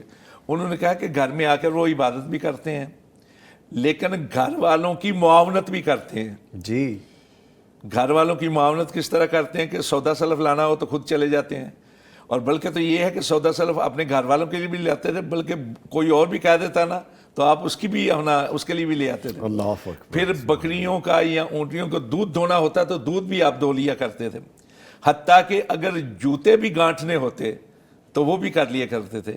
یعنی سب سے اہم بات یہ ہے کہ گھر والوں کے جو گھر کے امور ہیں ان کے اندر معاونت کیا کرتے۔ اور پھر دوسری سب سے بڑی بات یہ ہے کہ اخلاق عالیہ اتنے بلند تھے کہ اللہ رب العزت نے قرآن پاک میں ارشاد فرمایا اِنَّكَ لَعَلَىٰ خُلُقٍ عَظِيمٍ، کہ آپ نہ صرف اخلاق حسنہ کے مالک ہیں بلکہ خلق عظیم کے صاحب ہیں۔ خلق عظیم کے صاحب ہے، بیوٹیفل۔ یعنی یہ وہ لفظ ہے جس کا معنی کو بیان نہیں کر سکتا، تفصیل میں جائیں تو اور کہہ رہا ہوتا ہے، لیکن رسول پاک صلی اللہ علیہ وسلم گھر والوں کے ساتھ ہنسی خوشی کے ساتھ بھی رہتے تھے، اور اگر کوئی بات ہوتی ان کی طرف سے تب بھی ان کو خوش کر دیا کرتے، بچوں کے ساتھ کی سطح پہ آ کے ان کے ساتھ لاڈ اور پیار کیا کرتے تھے، بڑوں کے ساتھ اس طرح کیا کرتے تھے، بلکہ کوئی ہمسایہ اگر آ جاتا تو اس کے، اور خادموں کے ساتھ انتہائی نرم خو، انتہائی مہربان کی حیثیت سے رہتے تھے۔ تو ہر ایک کے اوپر اگر گفتگو کی جائے تو وہ گفتگو جو ہے نا بڑی تفصیلی ہے، بہت زیادہ دلائل ہیں اس حوالے سے۔ ٹھیک ہے، اس پہ مزید بھی کریں گے، ہمیں تو سیکھنا ہے، اور آج ٹرانسمیشن ہی اسی حوالے سے ابرار ظہیر صاحب موجود ہیں، ان کو بھی شامل کرتے ہیں گفتگو میں۔ سر دیکھیں، جزاک اللہ، دیکھیے کہ ہم جس ٹاپک کو چھیڑ بیٹھے ہیں اس کو مکمل کرنا ان 40 50 60 منٹوں میں بڑا مشکل ہے، لیکن میں چاہوں گا تھوڑی تھوڑی روشنی مل جائے، انلائٹن ہو جائیں چیزیں، ہمیں نظر آنا شروع ہو جائے کہ ہمیں یہ رہنمائی کے طور پہ چیزیں، جیسا نبی مکرم صلی اللہ علیہ وسلم کے گھر کے معاملات کے بارے میں ہم ذکر کر رہے ہیں، وہ شوہر بھی تھے اور والد بھی تھے۔ ان دونوں حوالوں سے بھی، یہ اینگل بھی جہاں پہ دائی کے حوالے سے کہا، ایک سپہ سالار کے حوالے سے کہا، اور دوسری چیزیں جو ہم ابھی ڈسکس کریں گے، ان 2 پہلوؤں پہ روشنی ڈالیے۔ بسم اللہ الرحمن الرحیم۔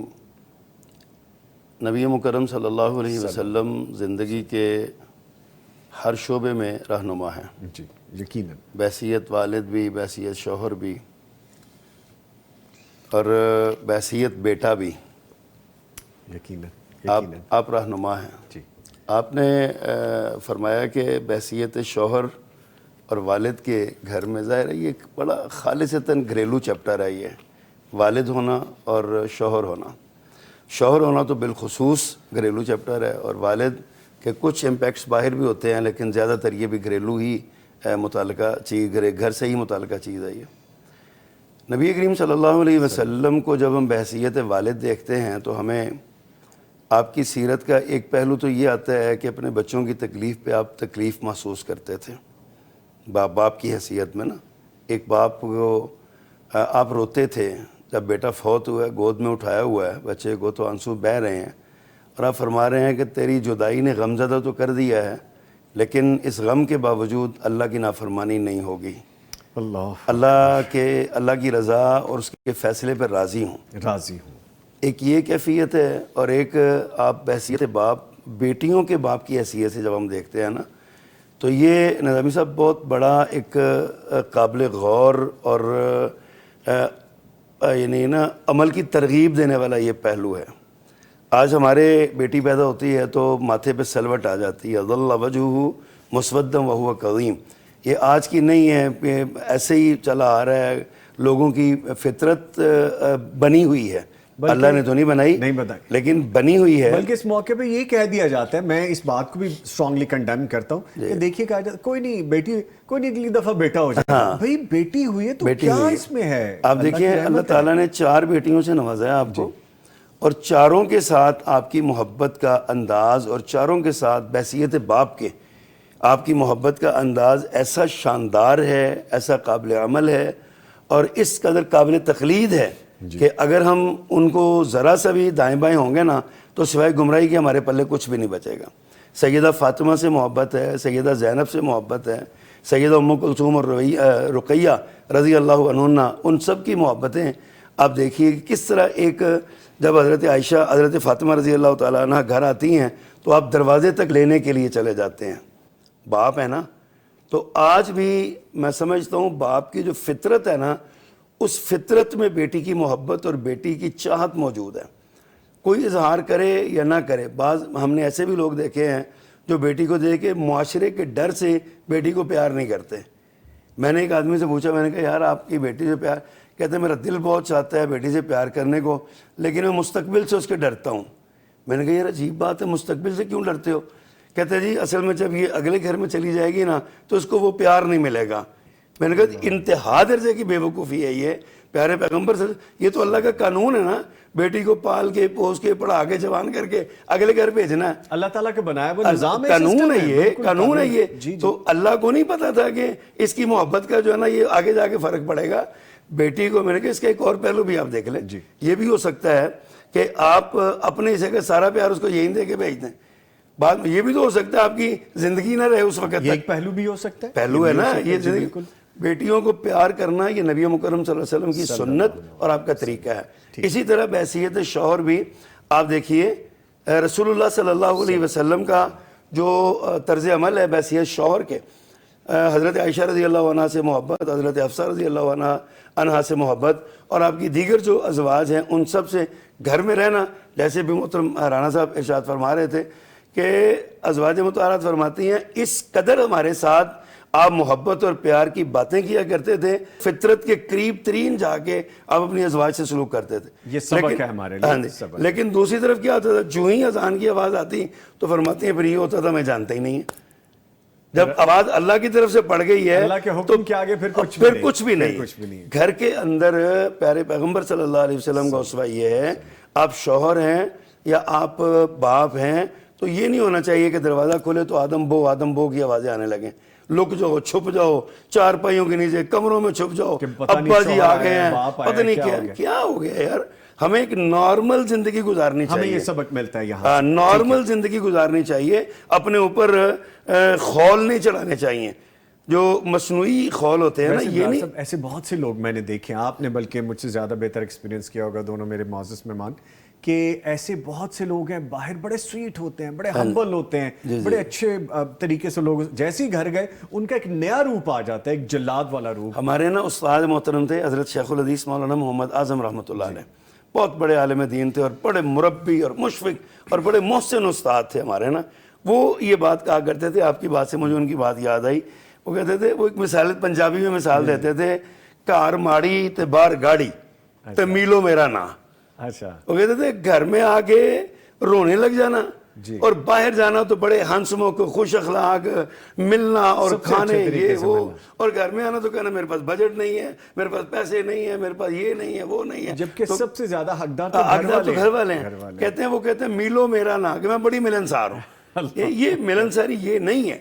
آپ کے اپنی سکت اور طاقت کے مطابق اپنے بچوں کو, اپنی بیوی کو, اپنے جو بیٹیاں ہیں ان کے ساتھ بحیثیت باپ, بحیثیت شوہر, سب سے پہلا رائٹ ان کے امیڈیٹ فیملی کا کرنا چاہیے. اچھا برہان صاحب, جس طرح گفتگو ہو رہی ہے بحیثیت شوہر, نبی مکرم صلی اللہ علیہ وسلم حضرت خدیجہ رضی اللہ تعالیٰ عنہا کے حوالے سے جب وہ اس دنیا سے چلی گئیں تو ان کو یاد کیا کرتے تھے, اظہار محبت فرمایا کرتے تھے. وہ بھی شوہر کا ایک رول ہے کہ اپنی سابقہ جو زوجہ ہیں ان کے ساتھ محبت کا ایک ایلیمنٹ, وہ کیا تھا وہ بھی بتائیے. دیکھیں, میں سیکنڈ کرتے ہوئے ابرار صاحب کو جی ایک دو چیزیں تو ان کی گفتگو کے حوالے سے پلیز چاہتا ہوں. رسول پاک صلی اللہ علیہ وسلم نے فرمایا, تم میں سے بہترین وہ ہے جو اپنے گھر والوں کے لیے بہتر ہو. اور آپ نے یہ بھی فرمایا کہ گھر والوں پہ خرچہ کرنا صدقہ ہے, بہترین صدقہ ہے, یعنی ان کی ضروریات کو پورا کرنا. رسول پاک صلی اللہ علیہ وسلم کی ایک سے زیادہ ازواج مطہرات تھیں, مومنوں کی مائیں. آپ کا حسن سلوک تھا کہ وہ آپس میں سہیلیوں کی طرح رہتی تھی, اور جب بھی کوئی بات ہوتی باہمی مشاورت کے ساتھ رسول پاک صلی اللہ علیہ وسلم کے ساتھ کیا کرتی تھی. تیسرا یہ ہے کہ اگر گھر میں عبادت کرتے تھے تو ان کو بھی عبادت میں شامل کیا کرتے تھے, یعنی ایسی تربیت تھی کہ وہ خود عبادت میں شامل. مثلا رمضان کے آخری عشرے کے حوالے سے یہ ہے کہ اگر آپ جاگتے تھے واہ کا ظاہر وہ گھر والوں کو بھی جگا لیا کرتے تھے, یعنی روٹین ایسی تھی. لیکن اس کے باوجود رسول پاک صلی اللہ علیہ وسلم کی ازواج مطہرات کے ساتھ حسن سلوک کی یہ اعلیٰ ترین مثال ہے کہ اتنی بڑی کائنات کی ہستی کہ جن کے حد ادب کے سامنے نگاہیں بھی نہ اٹھیں, لیکن گھر کے اندر جب رہتے تھے تو یعنی یہ ہستی جب گھر میں رہتی تھی تو یہ صورت حالات تھی کہ ایک بار گھر میں خواتین کا آواز اونچی ہو رہی تھی رسول پاک سے بعض معاملات منوانے کے لیے, اور رسول پاک مسکرا کے سن رہے ہیں. ایسے میں حضرت عمر فاروق رضی اللہ تعالیٰ عنہ آئے نا تو ساری خاموش ہو گئی, نہ صرف خاموش ہوئیں بلکہ اوٹ میں چلی گئیں. تو حضرت عمر فاروق نے, رسول پاک مسکرا رہے تھے, مسکرانا شروع کر دیا. تو حضرت عمر فاروق نے کہا کہ اللہ کے نبی, اللہ آپ کو اسی طرح مسکراتا رکھے, کیا معاملہ تھا؟ تو آپ نے فرمایا کہ تیرے آنے سے پہلے نا میرے ساتھ خوش طبی کے ساتھ جگڑ رہی تھی, معاملات منوا رہی, تو آیا تو انہوں نے پھر کہا کہ تمہیں کیا ہوا کہ اللہ کے نبی کا ادب زیادہ کرنا تھا یا میری وجہ سے ڈرنا تھا؟ تو انہوں نے اندر سے کیا کہا, انہوں نے کہا ہمیں معلوم ہے آپ ذرا سخت دل ہیں, اللہ کے نبی نرم دل, ان کے سامنے ہم ہر طرح کی بات کر سکتے ہیں. یہ گھر کے اندر آپ کا اپنے ازواج مطہرات کے ساتھ معاملہ تھا, حسن سلوک تھا, نرمی تھی, بہتری تھی, اور تعلق خاطر تھا, دلی محبت تھی. جہاں تک بات ہے حضرت اماں خدیجہ الکبریٰ رضی اللہ تعالیٰ عنہ کی, چونکہ وہ پہلی زوجہ تھیں اور ان کے ہوتے ہوئے اللہ کے نبی نے کوئی دوسرا نکاح نہیں کیا تھا, اور اللہ کے نبی صلی اللہ علیہ وسلم ان کے ساتھ اتنی اپنا چاہت اور محبت کرتے تھے, اور ان کو صرف محبت کر کے بیوی ہی نہیں مانتے تھے بلکہ اپنی محسنہ بھی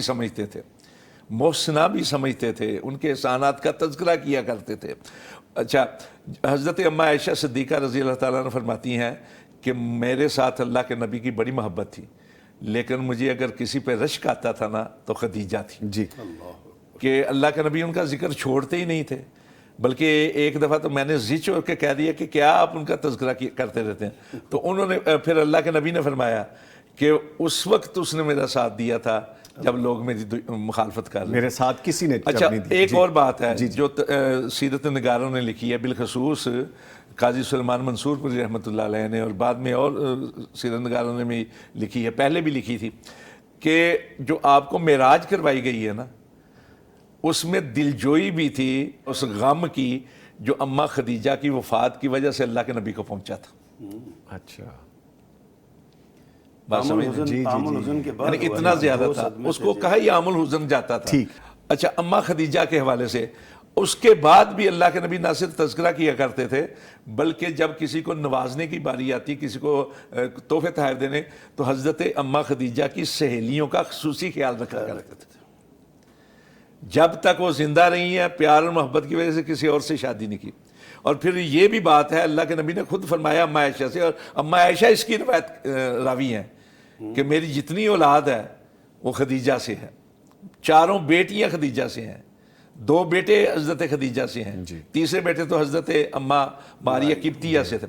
تو اتنی زیادہ محبت اور اتنا زیادہ پیار تھا اماں خدیجہ کے ساتھ. اس پہ مزید بھی گفتگو کرنے کو دل کر رہا ہے, لیکن چونکہ ایک وقفہ ہے تو دونوں معزز مہمان ہمارے ساتھ موجود ہیں اور ان کے بارے میں ہمیں میسیجز بھی آ رہے ہیں. جی اللہ تعالیٰ دونوں مہمانوں پہ اپنا فضل و کرم فرمائے جی, بڑا پسند کر رہے ہیں جی گفتگو کو. تھینک یو ویری مچ جی. ہمارے ایسی ویورز ہمیں دیکھتے رہیے, ایک چھوٹا سا وقفہ ہے, اس کے بعد دوبارہ حاضر ہو رہے ہیں, ہمارے ساتھ رہیے گا. گفتگو جاری ہے نبی مکرم صلی اللہ علیہ وآلہ وسلم کے معاملات کے حوالے سے. وہ گھر میں کس طرح سے اپنا رول ادا کیا کرتے تھے, کس طرح سے ہمیں وہاں سے انسپریشن ملتی ہے. معزز مہمان میرے ساتھ موجود ہیں, رانا محمد شفیق خان پسروری صاحب اور مولانا محمد ابرار ظہیر صاحب. ہم یہاں پہ تھے کہ ازواج مطہرات سے جو محبت تھی اور جو سب سے زیادہ محبت کیا کرتے تھے, اس کی ریزنز کیا تھیں.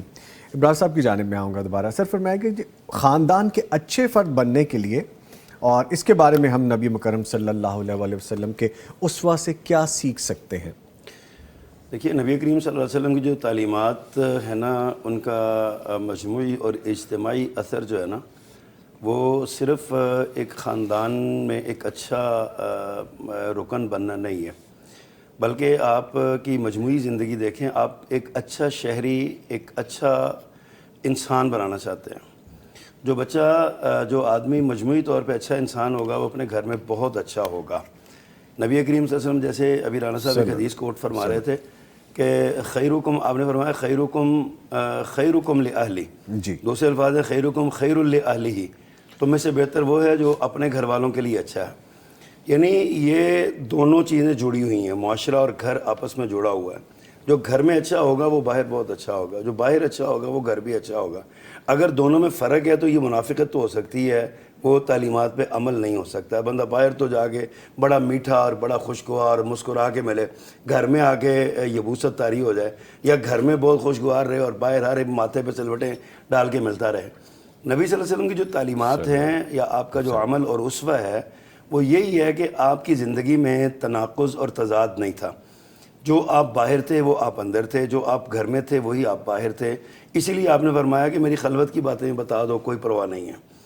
دنیا میں کوئی ایک چیلنج یہ کہ بات کہہ نہیں سکتا کوئی کہ میری خلوت. ظاہر ہے انسان ہے, کمیاں کوتاہیاں سب میں ہوتی ہیں اور سارے معاملات ہوتے ہیں. نبی مکرم صلی اللہ علیہ وسلم کی سیرت, آپ کی تعلیمات اور آپ کا اسوہ, وہ ہمارے لیے اس حوالے سے مشعل راہ ہے کہ آپ گھر میں بہت اچھے تھے, بچوں کے ساتھ بہت اچھے تھے, مردوں کے ساتھ بہت اچھے تھے, بیویوں کے ساتھ بہت اچھے تھے. آپ گھر کے باہر نکلتے تھے تو اپنے اصحاب کے ساتھ بہت اچھے تھے, آنے والے مہمانوں کے ساتھ آپ بہت اچھے تھے. آپ کو گالی دینے والا جو ہے نا, وہ بھی آپ کے پاس آیا. میں پڑھ رہا تھا ایک دن نبی مکرم صلی اللہ علیہ وسلم کی وار ڈاکٹرائن, جنگی فلسفہ آپ کا کیا تھا. تو بڑی خوبصورت بات لکھی ہے کہ پیارے پیغمبر صلی اللہ علیہ وسلم کی جنگی فلسفہ یہ تھا کہ آپ دشمن کو مارتے نہیں تھے. دیکھیے کتنے لوگ آپ کی 23 سالہ نبوی زندگی میں 800 کے قریب لوگ شہید ہوئے ٹوٹل آپ کی زندگی میں. مارتے نہیں تھے آپ کا اب بھگاتے تھے. جب بھاگ کے تھک جاتے تھے آپ سینے سے لگا لیتے تھے. یہ میرے پیغمبر کا اخلاق تھا, آپ کا اچھا ہونا تھا. حضرت اکرمہ بن ابی جہل کی مثال دیکھیے, وہی تھا نا رضی اللہ تعالیٰ عنہ, فرمایا غلاف کعبہ سے چمٹا ہو میں نے تو مار ڈالنا. زوجہ محترمہ نے آگے عرض کی معافی دے دیں, فرمایا دے دی. وہ آیا تو آپ نے فرمایا کہ اس کے بارے میں اس کے باپ کا بھی ذکر نہ کرنا, اور فرمایا مرحبا بالراکب المہاجر, کیسے خوشگوار الفاظ کے ساتھ. اسی طرح آپ نے ہمارے لیے جو امت ہے آپ کی, ان کے لیے سبق دیا اپنے گھر میں. دیکھیے نبی مکرم صلی اللہ علیہ وسلم سیدہ عائشہ رضی اللہ عنہا کے ساتھ دوڑ لگاتے ہیں. اب ہمارے یہاں ایک کانسیپٹ بنا ہوا ہے, جو دین سے تعلق رکھنے والا ہے, مذہب سے تعلق رکھنے والا ہے, وہ نہ ہنس سکتا ہے, نہ مسکرا سکتا ہے, نہ اس کے دانت ظاہر ہونے چاہیے, وہ ہر وقت بس تسبیح. یعنی ادر ورڈز میں یہ کہہ لیا جائے کہ وہ اس نارمل زندگی سے کٹا ہوا ہے. جبکہ نبی مکرم صلی اللہ علیہ وسلم نے نارمل زندگی گزاری ہے. آپ نے سیدہ عائشہ رضی اللہ عنہ کے ساتھ سفر کیا, دوڑ لگائی, دوسری بار دوڑ لگائی تو فرمایا ایک بار حضرت عائشہ آگے نکل گئی, دوسری بار پیارے پیغمبر آگے, فرمایا تل کا بتل کا, صاحب برابر ہو گیا.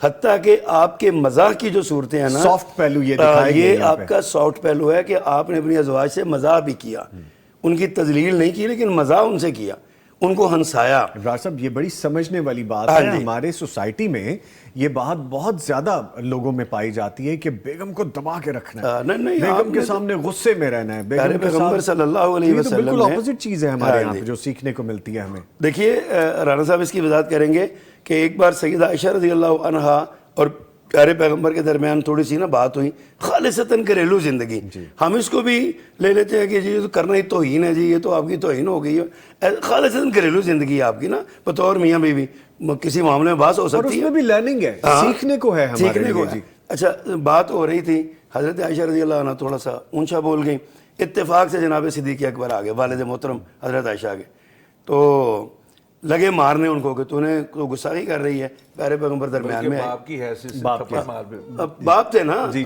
تو آگے بڑھے تو پیارے پیغمبر درمیان میں آ گئے، تو مسکرائے کہتے ہیں پھر سنا بچا رہے نا۔ ٹھیک تو یہ آپ کے اچھا ہونے کا ازواج کے ساتھ یا اپنے گھر والوں کے ساتھ یہ بہت بڑی تعلیم ہے، ایسی بہت سی مثالیں ہمارے پاس موجود ہیں۔ اچھا رانا صاحب مجھے پتا ہے آپ نے کچھ کہنا ہے اس میں ایڈ کرنا ہے، لیکن میں چاہوں گا ایک کوشچن میں اور بھی آپ کو تھرو کر دوں۔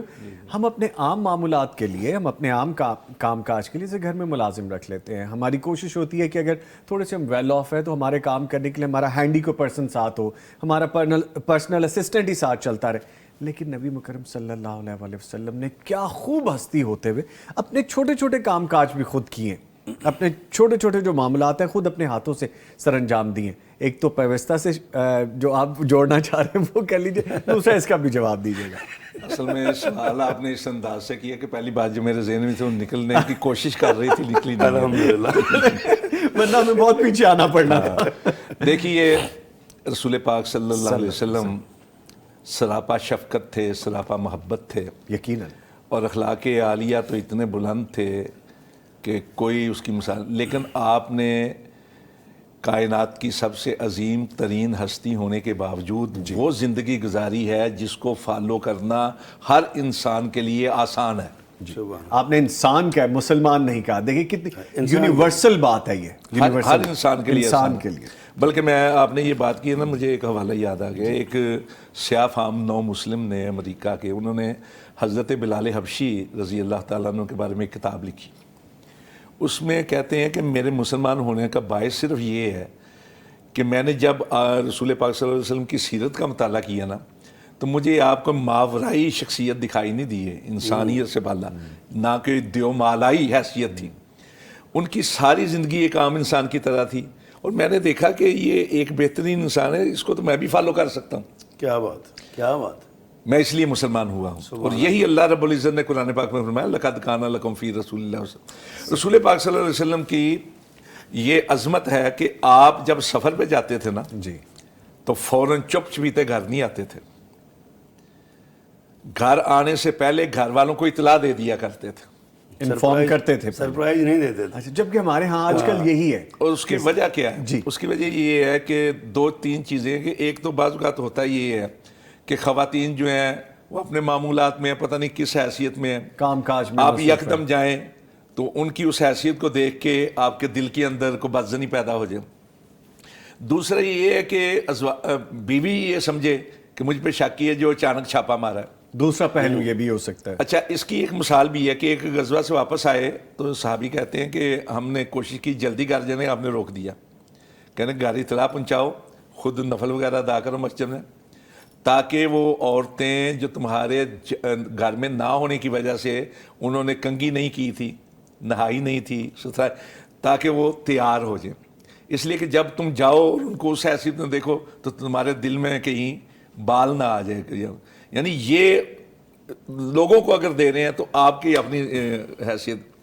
پھر رسول پاک صلی اللہ علیہ وسلم کا یہ تعلق تھا، تعلق خاطر، کہ اماں عائشہ صدیقہ رضی اللہ تعالیٰ عنہ کہتی ہیں کہ ایک بار مسجد کے اندر حبشہ سے تعلق رکھنے والے جو صحابی تھے نا، وہ آپس میں گتکا وغیرہ کھیل رہے تھے، تو میں نے پورا ان کے اپنا رسول پاک کے کندھے پہ سر رکھ کے ان کو دیکھا، یعنی پردہ بھی رہا، دیکھ بھی رہی ہوں۔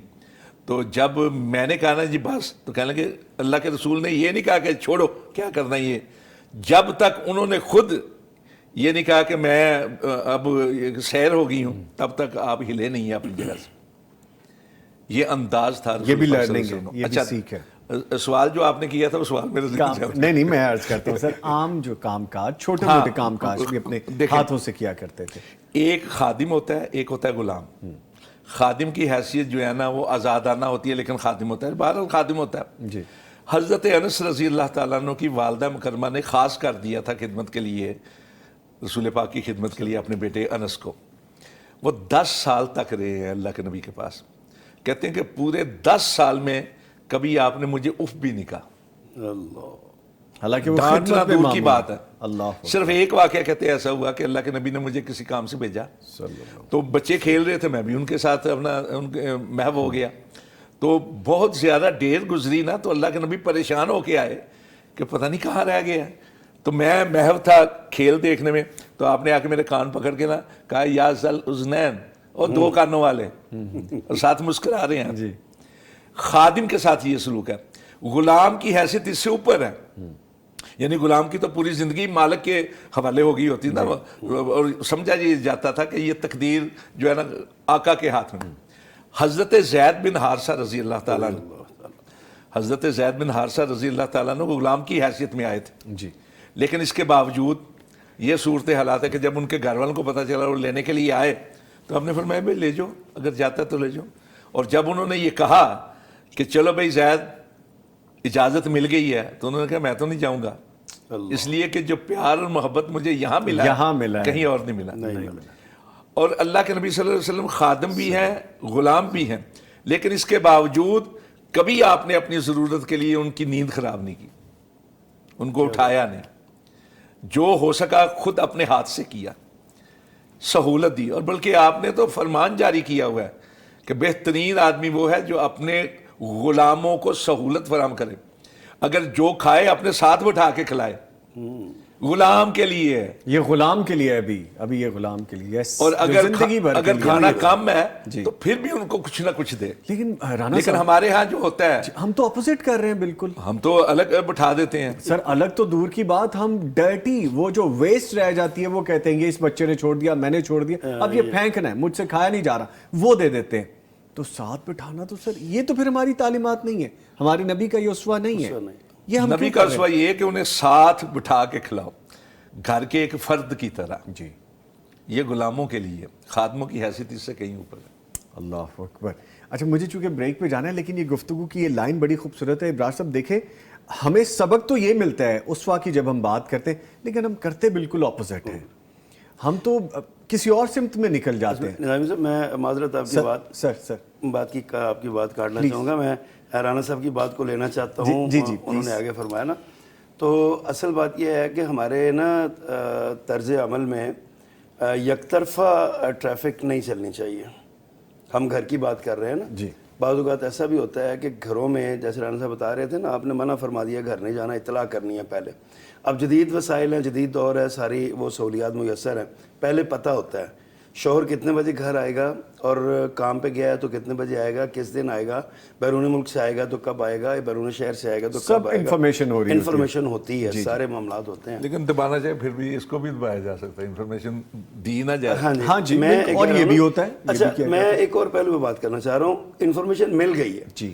اب جس طرح شوہر کو حکم ہے کہ وہ بیوی کو تیار ہونے کا موقع دے, وہ اپنے شوہر کا استقبال کرے, اس طرح بیویوں کے لیے بھی یہ ضروری ہے کہ وہ بھی اس بات کا خیال کریں کہ میرا شوہر آ رہا ہے, مجھے کہیں وہ کام والی ماسی کے روپ میں نہ دیکھے, سر پہ پٹی بندھی ہوئی ہے اور جناب کپڑے دھل رہے ہیں یا برتن دھل رہے ہیں.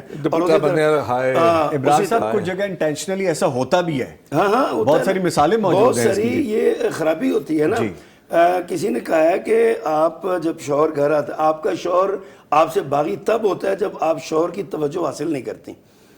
شوہر کی توجہ خود اگر عورت حاصل کرے, بیوی کی حیثیت میں حاصل کرے.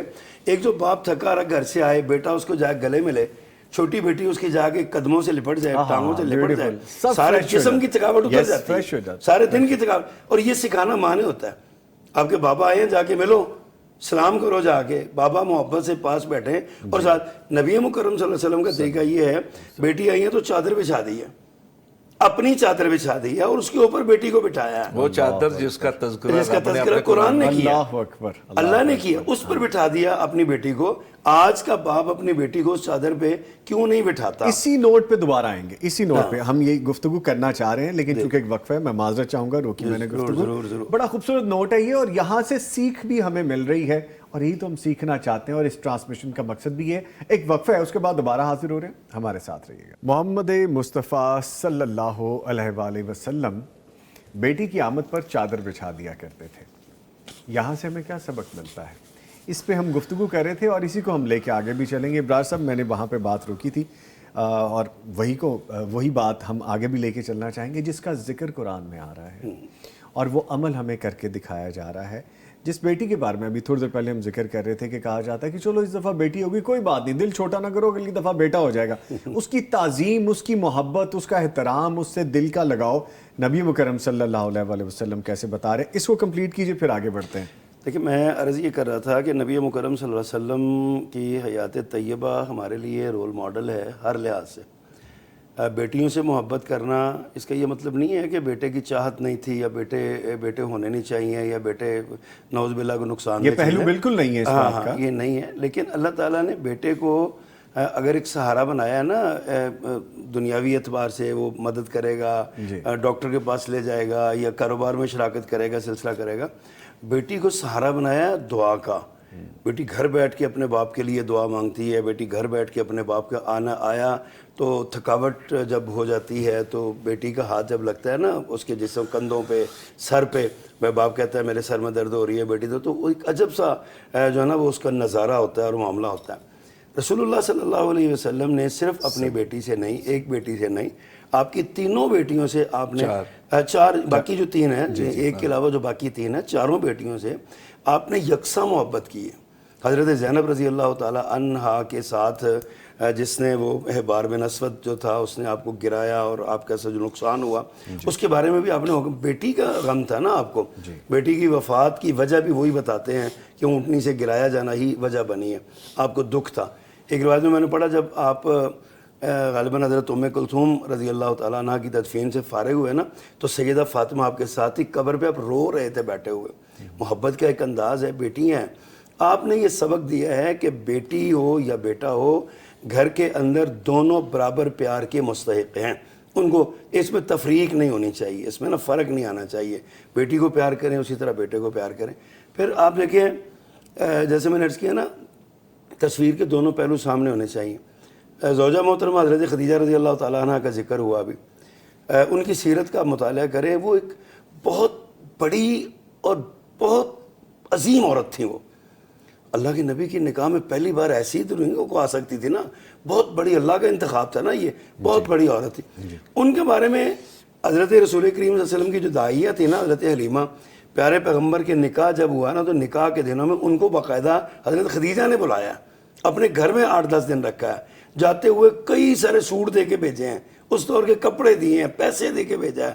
کس لیے کہ یہ ساس بنی ہے نا, ایک ساس کے روپ میں سامنے آتی ہے. رسپیکٹ کا وہ ایلیمنٹ, دیا ہے. جی بالکل. گھر میں عورت کو, بیوی کو بھی چاہیے کہ وہ شوہر کے جتنے رشتے ہیں ان کے ساتھ ان کے تقدس کا خیال کرے, اور شوہر کو بھی چاہیے کہ بیوی کے جتنے رشتے ہیں ان کے تقدس کا خیال کرے. یہ دونوں چیزیں, اور یہ دونوں پیارے پیغمبر کے اسوہ سے ملتی ہیں. آپ کی گھریلو زندگی کا ایک بڑا سنہرا باب ہے یہ, کہ آپ نے دونوں طرف سے ہمیں جو ہے نا یہ برابر کا پیغام دیا ہے کہ یہ ملنا چاہیے. ٹھیک. اچھا رانا صاحب, سیدہ عائشہ رضی اللہ تعالیٰ عنہ کا جو ہار سفر میں گم ہو جاتا ہے, وہاں پہ بھی ہمیں سیکھنے کو بہت ساری چیزیں ہیں کہ کس سمجھداری کا مظاہرہ کیا, کس طرح سے بردباری کا مظاہرہ کرتے ہوئے اس چیز کو حل کیا.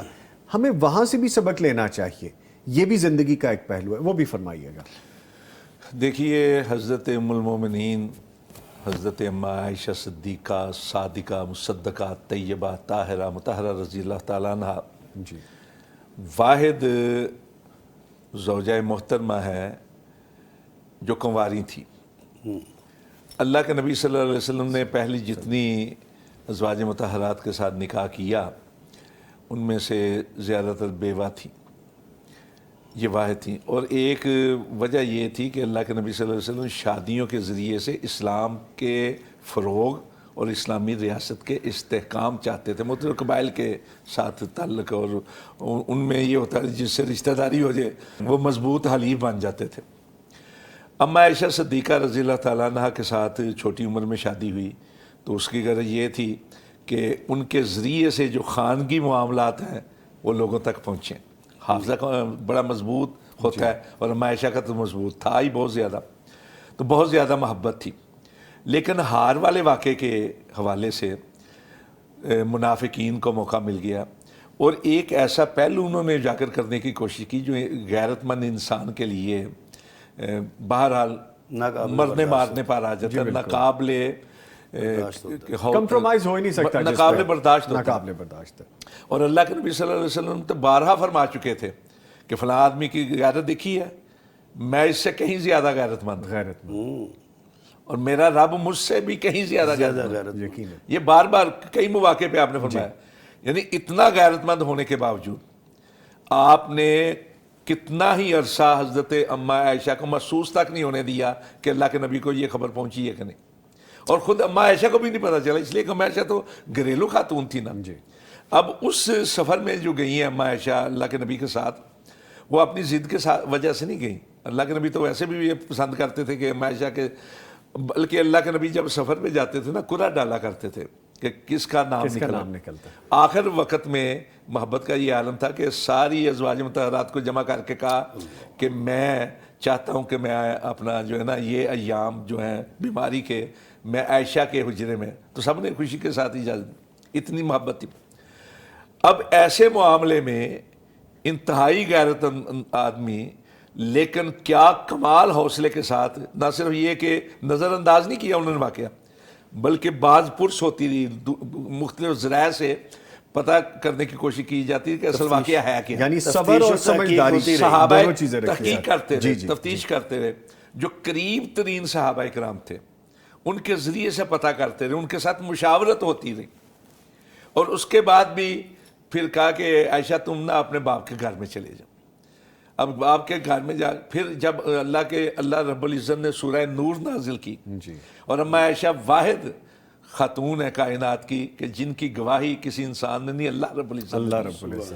تو پھر جب گئے ہیں گھر میں تو پتہ چلا, تو وہاں پھر حضرت اما عائشہ کو بھی دلی صدمہ پہنچا, اور آپ نے فرمایا جب گئے نا لینے کہا کہ اللہ نے اگر گواہی دی ہے تو پھر میں جاؤں. یہ الفاظ ہیں.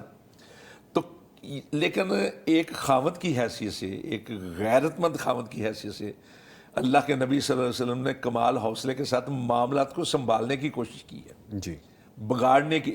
یعنی ہمارے لیے نمونہ ہے کہ ہم ذرا سی بات پہ طلاق کہنا شروع کر دیتے ہیں, مارنے پہ آ جاتے ہیں.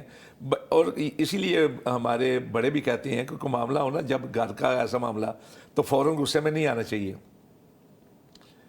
باہر نکل جانا چاہیے تاکہ تمہارا غصہ ٹھنڈا ہو اور تم ٹھنڈے دل کے ساتھ پورے بلکہ رانا صاحب ایسے معاملات میں تو مرڈر بھی ہو جایا کرتے ہیں, ہو جایا کرتے ہیں ہوتے. اچھا, اب اس معاملے میں نا ہمیں سیکھ بڑی زبردست ملتی ہے. ایک جیسے ہم بریک میں ذکر کر رہے تھے ابرار صاحب کہ دنیا ایسے سمجھتی ہے کہ جیسے دنیا سے کٹے ہوئے لوگ ہیں یہ جو دین کے ساتھ جڑے ہوئے, ان کا دنیا سے لینا دینا کچھ نہیں ہے, ان کے معاملات کچھ اور ہی معاملات. ایک ہی کلمے میں اللہ کے نبی نے کہہ دیا لا رہبانیت فی الاسلام, دنیا کو چھوڑنے کا تصور اسلام میں ہے ہی نہیں. تو یہ بڑا مکمل اور جامع سی بات ہے. تو یہ بھی ہمیں سمجھ لگتی ہے کہ اگر ایکسٹریم لیول کے کوئی واقعات ہو جاتے ہیں جیسے زندگی میں ہو جاتے ہیں, اور اگر میاں بیوی کے درمیان ایسی باتیں ہوتی تو صبر اور سمجھداری ضروری ہے. نہ کہ 3 کلمے جیسے بول دیا آپ نے, نہ کہ اس طرح کی جان سے مار دیا گیا جو کہ ہماری سوسائٹی میں ہو رہا ہے. یہ ہماری تعلیمات نہیں ہے, دین ہمیں کچھ اور یہ ساری سازش یہودیوں اور منافقین کی تھی تاکہ اس کے ذریعے سے اسلام کو بھی بدنام کیا جائے اور رسول پاک صلی اللہ علیہ وسلم کو دلی تکلیف پہنچائی جائے صلی اللہ علیہ وسلم. ٹھیک ہے. اچھا سر, اب چونکہ بات ہو رہی ہے ازواج مطہرات کے حوالے سے, تو فرمائیے گا کہ نبی مکرم صلی اللہ علیہ وسلم کس طرح عدل اور انصاف کیا کرتے تھے اپنی بیویوں میں, خاص طور پہ یہ چیز, یعنی کہ کوئی چیز کسی پہ غالب نہ آتی ہمیں نظر آتی ہے, لیکن محبت کا ایلیمنٹ جو ہے جیسا بھی رانا صاحب ذکر کر رہے تھے وہ ہمیں ایک علیحدہ نظر آتا ہے. فرمائیے گا. دیکھیے ابھی رانا صاحب ذکر کر رہے تھے نبی مکرم صلی اللہ علیہ وسلم کے, چونکہ آپ سے بڑا عادل انسانوں میں کوئی ہو نہیں سکتا, یقین آپ سب سے بڑے عادل تھے. عدل کے تمام تر تقاضے اور تمام تر پیمانے آپ پر فنش ہو جاتے ہیں. اب دیکھیے جب سفر پہ جاتے تھے تو آپ قرعہ اندازی کرتے تھے, یعنی قرعہ اندازی کا مطلب ہے بات اللہ پہ ڈال دی ہے. اللہ کی طرف سے جو نام اللہ آ کی گیا طرف سے جو بس نام وہی ہے۔ آ گیا وہ یہ آپ کا عدل تھا۔ گھر میں اگر کوئی چیز آپ نے ایک بیوی زوجہ محترمہ کو دی ہے تو وہ باقیوں کو بھی وہ چیز ملی ہے۔ دیکھیے ابھی آپ کی آخری زندگی کے آخری ایام کی بات ہو رہی ہے، آپ کا کام یہ تھا کہ آپ روزانہ اپنی ازواج کے گھر جاتے تھے، ڈیلی سب کے گھر جانا، 5-5 10-10 15-15 منٹ ہر گھر میں چکر لگاتے، اور پھر جہاں پہ رات رہنا ہوتا وہ آپ نے مقرر کیا ہوتا تھا، طے باری لگی ہوتی تھی، آپ اس دن نہ وہ باقی وقت وہاں پہ گزارتے۔ جب آپ بیمار ہوئے ہیں تو یہ آپ کے عدل کا تقاضا تھا، آپ نے باقی ازواج سے پوچھا ہے، اجازت دی ہے باقاعدہ، امام الانبیاء ہیں، سید الانس والجن ہیں، آپ کو اجازت کی کیا ضرورت ہے؟ لیکن آپ نے جب سبق دیا ہے نا عدل کا، تو سبق یہی ہے، آپ نے ازواج سے پوچھا جی میرا چاہتا ہے کہ میں عائشہ کے گھر رہوں، اگر آپ اجازت دیں تو۔ اب یہ ازواج مطہرات بھی آپ کی صحابیات بھی تھی نا، آپ کا کلمہ پڑا ہوا تھا، یہ تو آپ کے اشارے ابرو پہ جانے قربان کرنے والے لوگ تھے، یہ کیسے ہو سکتا تھا آپ کی خواہش کا احترام نہ کیا جائے؟ انہوں نے آپ کی خواہش کا احترام کیا، آپ کو اجازت دی، آپ اپنی ازواج سیدہ عائشہ رضی اللہ عنہ کے گھر میں آپ نے بقیہ دن اپنی زندگی کے آپ نے پورے فرمائے۔ اب عدل یہاں سے بھی ملتا ہے۔ پھر آپ نے ایک بڑا دلچسپ سا ایک واقعہ آپ کی سیرت سے ملتا ہے، آپ کا حکم ہے کہ دائیں طرف سے شروع کیا جائے، جب بھی کوئی چیز تقسیم کرنی ہے نا دائیں طرف سے شروع کریں۔ سیرت نگار نے لکھا ہے کہ اتفاق سے ایک دن ایسا ہوا کہ آپ کے دائیں ہاتھ ایک بچہ بیٹھا ہوا تھا، بائیں ہاتھ ابوبکر صدیق بیٹھے ہوئے تھے رضی اللہ تعالیٰ۔ اب آپ کی خواہش تھی کہ میں ان کو وہ پہلے دوں، لیکن آپ کا عدل کا دیکھیے، گھریلو گھر ہی نہیں باہر بھی، آپ نے اس بیٹے سے پوچھا، اجازت لی کہ میں یہ جو چیز دینے لگا ہوں ابوبکر کو دے دوں، بائیں ہاتھ بیٹھے ہوئے ہیں؟ اس نے کہا نہیں جی میرا حق ہے، میں تو نہیں دیتا۔ اللہ میں تو سعادت تھی نا اس کے لیے بھی، یہ اس سے یہی پتہ چلتا ہے کہ نبی مکرم اللہ کے نبی آپ کے ہاتھ سے مجھے مل رہے ہیں، میری برکت ہے، میں کیوں اپنا حق کسی کو دوں؟ اس سے یہ بھی پتہ چلتا ہے کہ آپ باہر بھی دوستوں کے ساتھ اپنے صاحب کے بے تکلف ہوتے تھے، کوئی بے تکلف بھی تھے، عدل بھی تھا۔ آپ نے اس بچے سے پوچھا، وہ نہیں مانا، آپ نے چاہتے ہوئے بھی ابوبکر صدیق کو نہیں دیا رضی اللہ تعالیٰ نے، یہ آپ کا عدل تھا۔ گھر میں بھی آپ کا یہی، اسی لیے آپ نے فرمایا کہ 2 سے زیادہ بیویاں رکھنے والا اگر عدل نہیں نہ کرے گا تو اس کا ایک حصہ مفلوج ہو جائے گا قیامت کے دن، فالج زیادہ اٹھایا جائے گا۔ وہ یہ آپ کی تعلیم تھی۔ اگر آپ کی تعلیم یہ ہے تو آپ کا عمل بھی اس کے عین مطابق ہے، آپ نے عدل کیا، عدل کر کے دکھایا، اور دنیا کے لیے آپ نمونہ بنے۔ کسی ایک بیوی کو آپ سے کسی ایک روایت میں بھی یہ بات نہیں ہے کہ کسی ایک زوجہ محترمہ نے کبھی اس بات کا شکوہ کیا ہو آپ نے اس کو زیادہ وقت دیا ہے، مجھے نہیں دیا، آج میرے پاس آپ نے آنا تھا آپ آئے نہیں ہیں، ہمارے گھر میں تشریف نہیں لائے، مجھے تھوڑا ٹائم دیا ہے۔ کوئی شکوہ ایسا نہیں ہے پیارے پیغمبر کی زندگی کا صلی اللہ علیہ وسلم۔ یہ آپ کی یہ عدل ہے آپ کا، اور آپ نے گھر میں کر کے دکھایا، کھانے پینے میں، پہننے میں، ساتھ سفر کرنے میں، لے جانے میں، اور جتنے بھی معاملات ہیں نا ان میں آپ نے عدل کیا، کر کے دکھایا، اور عدل کی تعلیم سارے معاملات ہیں۔ اچھا آپ کے سوال سے پہلے نا ایک بڑی اپنا بات ذہن میں ابھی آئی ہے کہ اللہ کے نبی صلی اللہ علیہ وسلم نے جو باریاں باندھی ہوئی تھیں ان کے بالعکس جو کہا نا کہ مجھے اجازت دو یا کیا مشورہ کہ میں، وہ اس لیے بھی تھا، ایک تو ہے حضرت عائشہ سے محبت، دوسرا اس لیے بھی کہ بیماری کی کیفیت میں آدمی کو ضرورت ہوتی ہے آرام کرنے کی،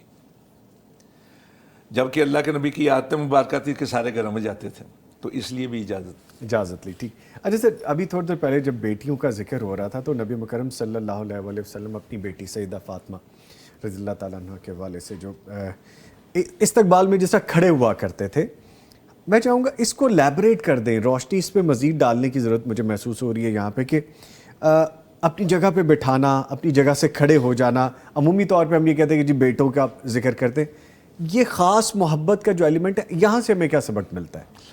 اللہ کے نبی صلی اللہ علیہ وسلم آگے بڑھ کے استقبال کیا کرتے تھے، بعض روایات میں آپ کی پیشانی پہ بوسہ بھی دیتے تھے، آپ کو ساتھ لا کر اپنے پہلو میں بٹھا لیتے تھے اپنے مسند پہ۔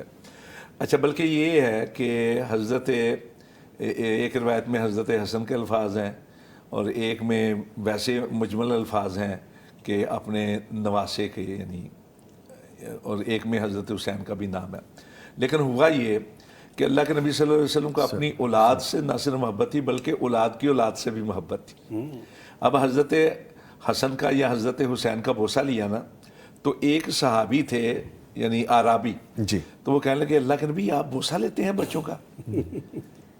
میرے تو 10 بیٹے ہیں یا 11 بیٹے ہیں, میں نے تو کبھی بوسہ نہیں لیا. تو آپ نے کہا کہ یہ رحم کی کیفیت ہے, من لا یرحم لا یرحم, جس کے دل میں رحم نہیں نا اس پر رحم نہیں کیا جاتا.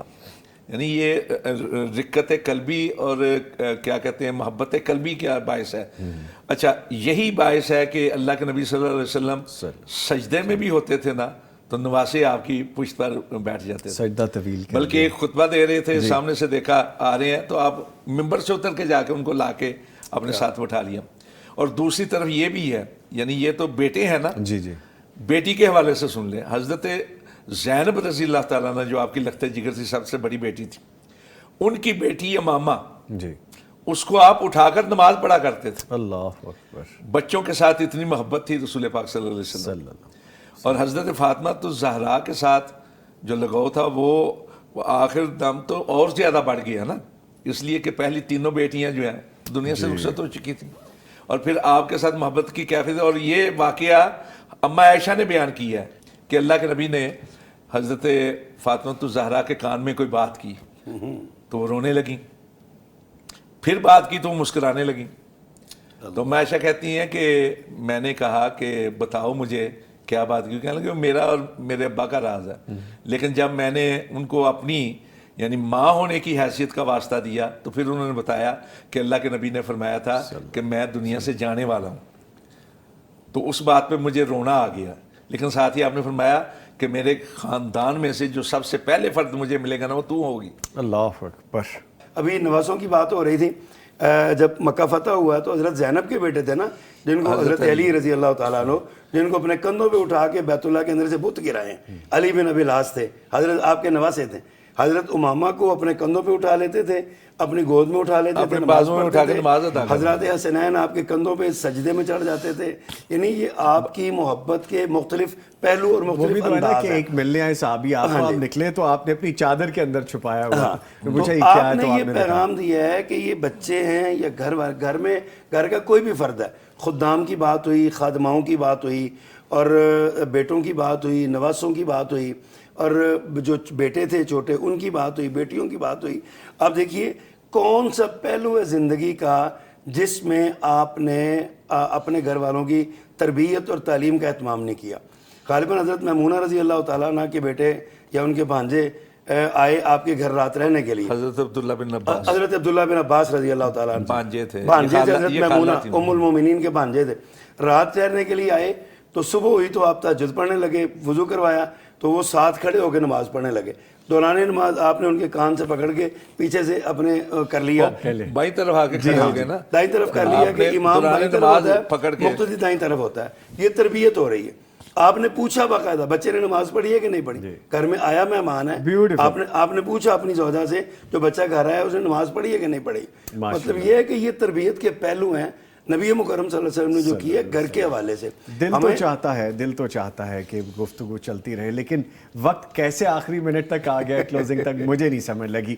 میرا دل چاہتا تھا کہ میں آپ سے مزید سیکھ اصل میں نظامی صاحب جب پیارے پیغمبر کی بات ہو نا تو وقت گزر جاتا ہے تھما ہوا, یقیناً زندگی گزر جاتی ہے بلکہ تبھی. بہت شکریہ جی. میں اپنے معزز مہمانوں کا شکریہ ادا کروں گا. ہمارے ساتھ موجود رہے مولانا محمد ابرار ظہیر صاحب. سر آپ کے آنے کا بہت شکریہ. آپ کا بھی شکریہ جی, آپ نے یاد کیا. جی اچھا لگتا ہے آپ تشریف لاتے ہیں. ان کے ساتھ موجود رہے رانا محمد شفیق خان پسوری صاحب. سر آپ کے بھی آنے کا شکریہ. آپ حقیقت میں ہمارے لیے آپ استاد ہیں. اللہ آپ کو خوش رکھے. ہم بھی آپ سے بہت کچھ سیکھتے ہیں. جزاک اللہ sir. Thank you very much. نہیں جی, وہ جو جملہ کہا نا ابھی ابرار صاحب نے کہ پہلوؤں سے زندگی کا کوئی ایسا حصہ نہیں ہے نبی مکرم صلی اللہ علیہ وسلم کی زندگی میں کہ ہم اپنی زندگی کے کسی پہلو میں وہاں سے رہنمائی نہ لے سکیں. یہ سب کچھ ہمیں وہاں سے ملتا ہے. ٹرانسمیشن جاری رہے گی, ٹرانسمیشنز بھی ہوتی رہیں گی, ایسے بہت سے پروگرام ہوتے رہیں گے, ذکر ہوتا رہے گا, لیکن پھر بھی کم رہے گا. اس کے ساتھ ہی نوید نظامی اور پوری ٹیم کو اجازت دیجیے. کل پھر ملاقات ہوگی. تب تک کے لیے اللہ حافظ.